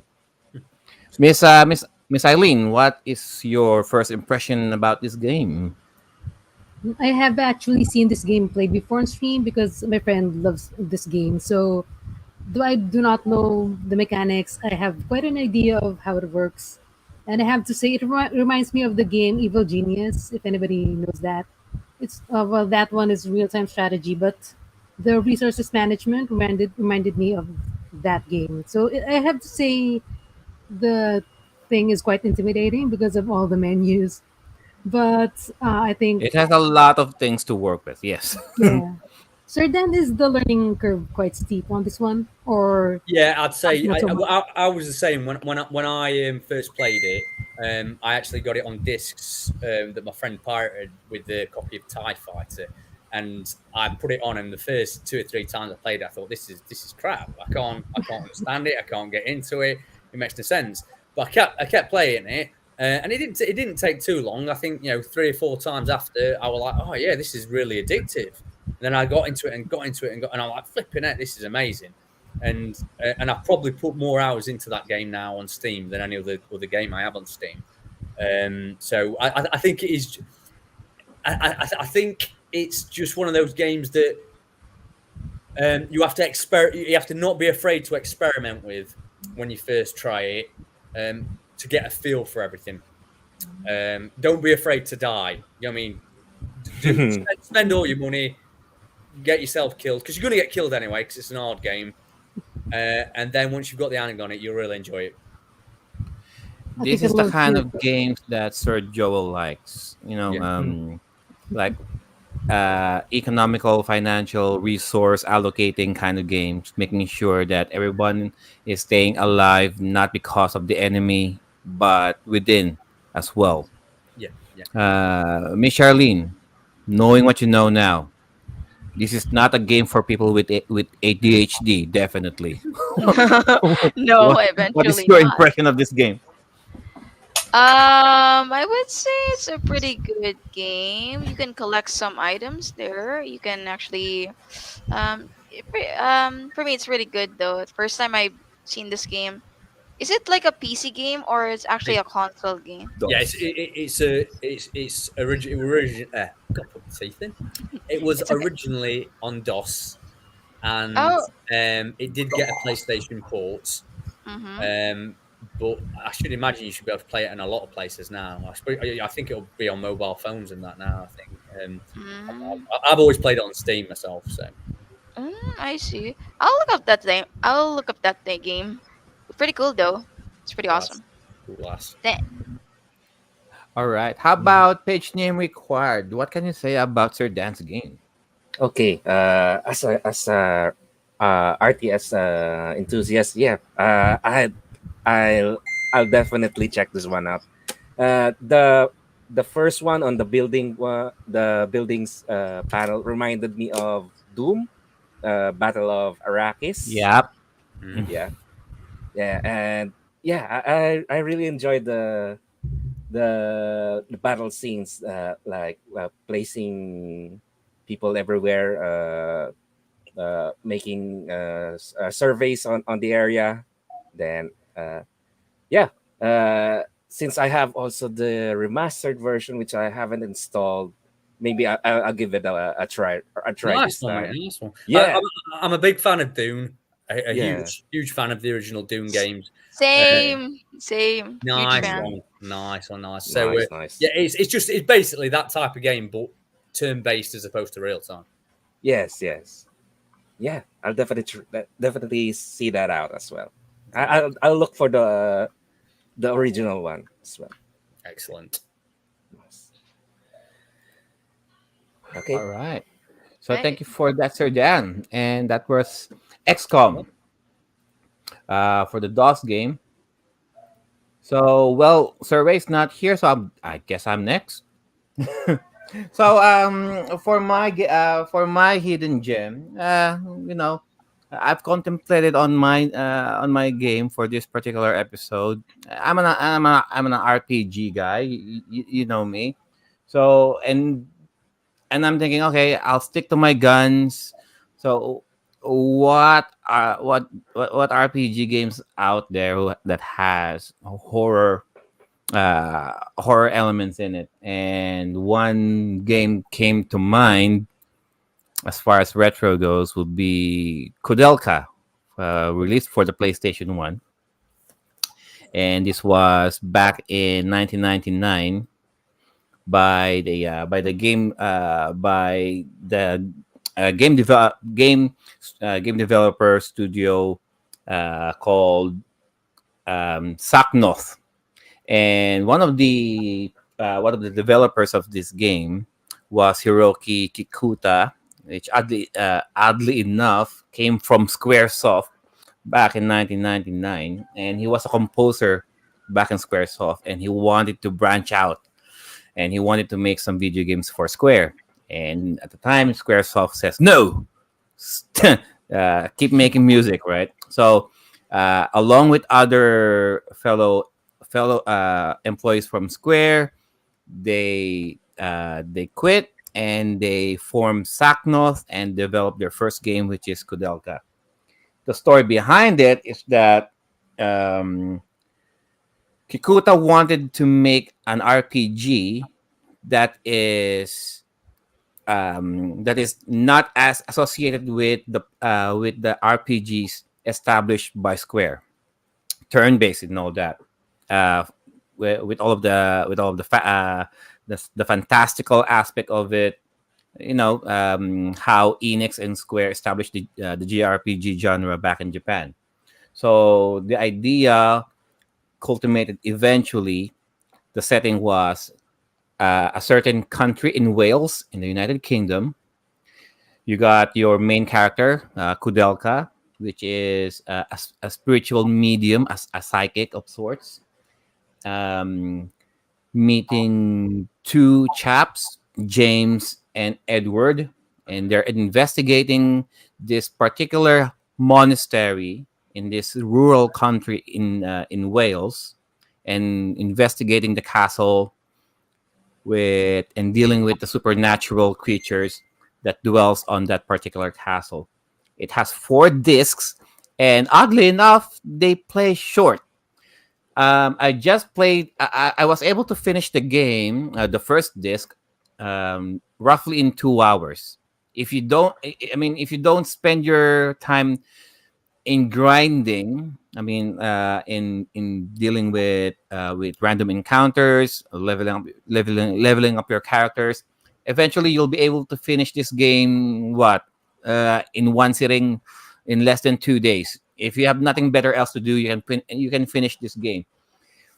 Um, with the first disc, I was able to finish the game in less than 2 hours, as I mentioned, and it was only a particular section of the monastery.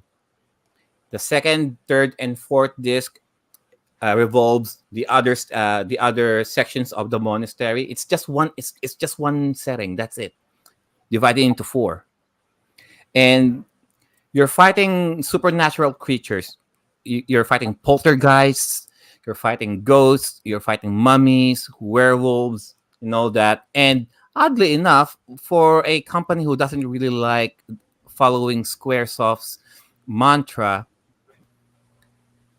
they did it in a turn-based kind of system, turn-based mechanic. Um, I'll show to you guys. For all of you guys who haven't heard of Kudelka, uh, just a forgotten, very forgotten piece of game here. And the reason for that is that yes, Kikuta for one, he didn't really want it to be a turn based combat. If you're going to play Kudelka, it reminds you of Resident Evil, Parasite Eve, Vagrant Story with turn based system. If you get my drift, in a sense that you'll see the influences from all of those games. So the way you move your character, it's just Kudelka, right? So the way you move your character is like tank controls, but unlike your Resident Evil, when you press up, she just goes. I mean, she if you press up, down, left, right, she just turns like that. It's not like attack controls that you need to press L1 or X just to move forward. No. So just move your just the directional buttons as is. But when you will encounter some stairs, you'll just stop for some reason, and then you need to press X so you can climb up, and you need to press X to climb down. It's so jarring, which is weird. And the battle system is quite it's quite frustrating in a way that you need a lot of grinding. You got magic, and to level up your magic, you need to repeatedly using magic. And unfortunately, you got your HP and MP. If you're going to keep on repeating your magic over and over again, there's not a lot of items to replenish your MP. And for you to replenish your MP, it's either you find your MP replenishing items, which are very scarce, or you're going to the nearest save point. It has the save points are healing, so they have healing save points. There's also temporary save points. There are certain areas of the game where you go that it just do an automatic save, like a temporary save. But if you don't do a permanent save, then you're pretty much screwed. You're going all the way back. And with certain characters, you only got three characters. So you got Kudelka, Edward, and James. So Kudelka is more adept with magic. Edward is your tank, and James is your all-around guy. He's not as physically strong, and he's not as magically inclined as well. So he's more of a middle. He's more of the neutral between all three. And it has three endings, as far as I know. If you get this special item in time before you reach the final boss, then that's the so there's the bad ending if you don't get that item. There's the neutral ending if you manage to get the item but you fail to kill the boss. And there's the good ending if you manage to find the item and you manage to kill the boss. As far as I know, there's only three. And it's not as popular because it came out in 1999. At the time, you got a lot of JRPGs to mention in regarding with the PlayStation One. Konami has the Suikoden series. Capcom has the Breath of Fire series. Final Fantasy, of course. Star Ocean from Enix. Valkyrie Profile from Enix. The Dragon Warrior, Dragon Quest series from Enix as well, and of course your mainline Final Fantasy. Not only just Final Fantasy, you got your Mana series, Xenogears, Chrono Cross. So it just got over diluted with JRPGs. So coming with Kudelka, yes, it's a nice, it's a fresh kind of take because it involves more in horror. And not your typical Japanese horror, it's more of a Western style horror. And if you're going to play this game, in for the Japanese version, whether you play in the Japanese version or the US version, the dubbing's in English. For the Japanese version, you just have Japanese subtitles, but they play the same. I mean, if regardless if you're gonna play with the Japanese subtitles or not, it's still in English dub. And for a video game that is set on Britain, they don't really talk British, Sir Dan. They have a they have a very distinct American accent. Yeah. Um, so if I can probably show the game to you guys about Kudelka, it's right here. Uh-huh. And another good aspect about this game is that the FMVs and the cutscenes with the dubbing, splendid. They unlike the first Resident Evil where the voice acting is horrendous. They really took the time on doing this doing the voice acting right. Lots of dark undertones, dark and gray. If and if you're going to play this on a if you're going to play this on an emulator, it might bring out a little bit more color into it. But I was playing it on the original PS1 on the actual hardware. So it was too dark, like like Silent Hill dark. Oh, no, not even Silent Hill dark. Like Vagrant Story dark. You know that, Sir JDM. Like uh, lots of dark, black, gray, and brown. Lots of that. And there are a lot of scattered items on the floor that you really need to be quite observant just to not miss anything. And there are a lot of missable items in this game, to say the least. Um, Not a lot of save points as well. So I can list the good and the bad about this game. And a few, and yeah, among the reasons why it's a hidden gem is because not a, it's just oversaturation of JRPGs back in the day, back in 1999. There's just way too much competition. And around this time, PS2 is already coming out.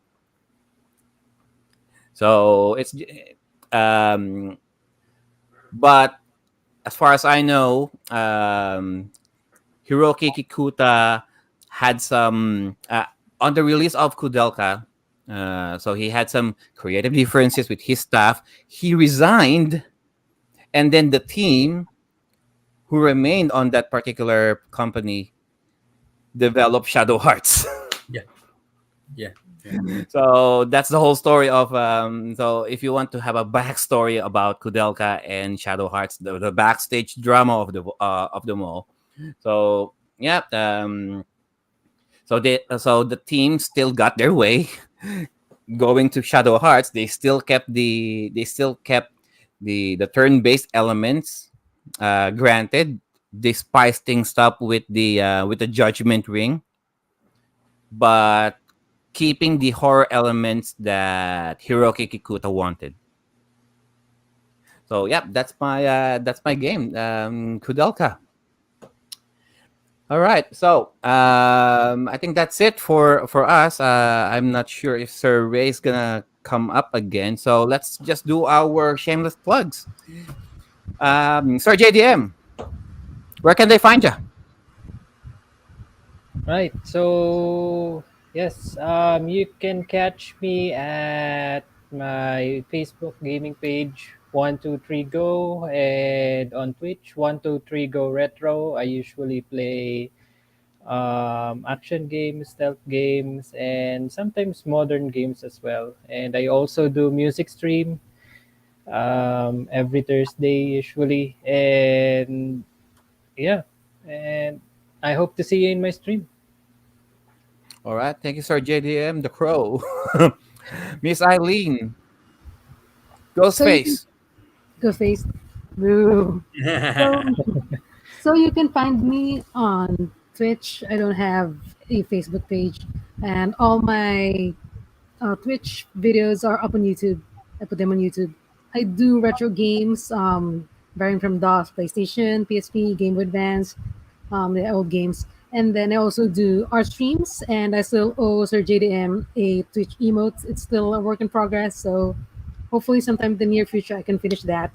I don't have a definite schedule yet because of my work, but hopefully I'll be able to stream soon again. All right. Thank you, Miss Eileen. Miss Charlene. Oh, hi guys. Thank you so much for joining in to the stream. If you can do follow Honoko99 here, Honoko99 Gaming Studio, both Facebook and Twitch. So, if you can see me stream here, I also stream retro games, so I'm usually a retro fan. So, take care guys. Thank you All so right. much. Thank you, Miss Charlene. How about page name required? Where can they find you? Mm. Mute. The merchant from Resident Evil 4. What are you buying? What are you buying? Still muted. Why are you still muted, sir? Nobody can hear ya. Oh, sorry. I was talking all the way, and then I was already. Okay. Right, repeat. This is page name required. You can find me on Facebook and on Twitch. Usually, I also play horror games, uh, different genres, strategy games, whatever we feel like it. Actually, I haven't played that Magic Carpet yet on behind me. Yeah. So yeah, I'll be streaming also as well on Pinoy Retro Gamings on occasional. Okay, that's it. All right. Thank you, sir. Page name required. How about Sir Dan? Where can they find you? Come and join us at the Facebook group, the Sega Genesis. Just Google Sega Genesis Facebook group or search Sega Genesis in Facebook, and you will find a lot of Sega Genesis content there and Sega related content. Come along, say hello, and obviously keep coming to see Pinoy Retro Gaming because it's I'm expecting to see a lot of my Western based friends come more and more as we progress. All right. Thank you, Sir Dan. And a little bit of thanks there down there to chat. Sir Anjan Santos, Sir Jano. Thank you, Sir Jano. You're so sexy. You're so uh, sexy tonight. Sir Ruven Jose Chavez. We were talking early. The last game we were talking about was Kudelka for the PS1. I apologize. I can't even share it on my screen because I'm using Firefox, and for some reason I can't even share the other windows. So that means I had to leave my screen just so you guys can see the footage, and I can't even control that. And Sir Ray unfortunately has some internet connection problems all of a sudden, so our technical director is out for the moment. We got Peter Lopez. Hello, to you, sir, and hello to Sir Peter says hello, Miss Charlene. Hi Oh yeah. Peter. Yeah, Hey. he's actually one of my mods on my group page. All Hello right. Peter. So as for me, guys, you can catch Timeless Gamer by going to our Facebook page. By going to the Facebook page of Pinoy Retro Gaming, the archive episodes can be found at the YouTube channel Timeless Gamer PRG. For the audio versions of our shows, you can check them all out in Spotify, iTunes, Google Podcast, and Apple Podcast. So I believe there's also a Halloween special on the Quantum Bijuan podcast, but because of the current situation there in the Philippines, not all of the panelists are able to participate because of power shortages and internet shortages. So I'm not sure when they're going to reschedule that, but be posted by going to the Pinoy Retro Gaming Facebook page. Oh, Sir Pascal has has just Oh, just has missed just it. joined the show. We're Yo, about to end the show, Sir Pascal. Pascal. Sorry, Pascal. You Just just catch missed the the replay. entire. And that's it, guys. Thank you all so much for staying here from start to finish. And we apologize for not mentioning some of your hidden gems, in particular with horror themed elements. There are quite a lot actually, but we can only talk so much, so little time that we have here. And as always, our games and bodies may grow out of date, but our gaming experiences will forever remain. Timeless. Hey, Timeless. timeless. Timeless. Bye bye, guys. Timeless. See you next time. See you See you later. next time, guys. Bye Bye bye. bye.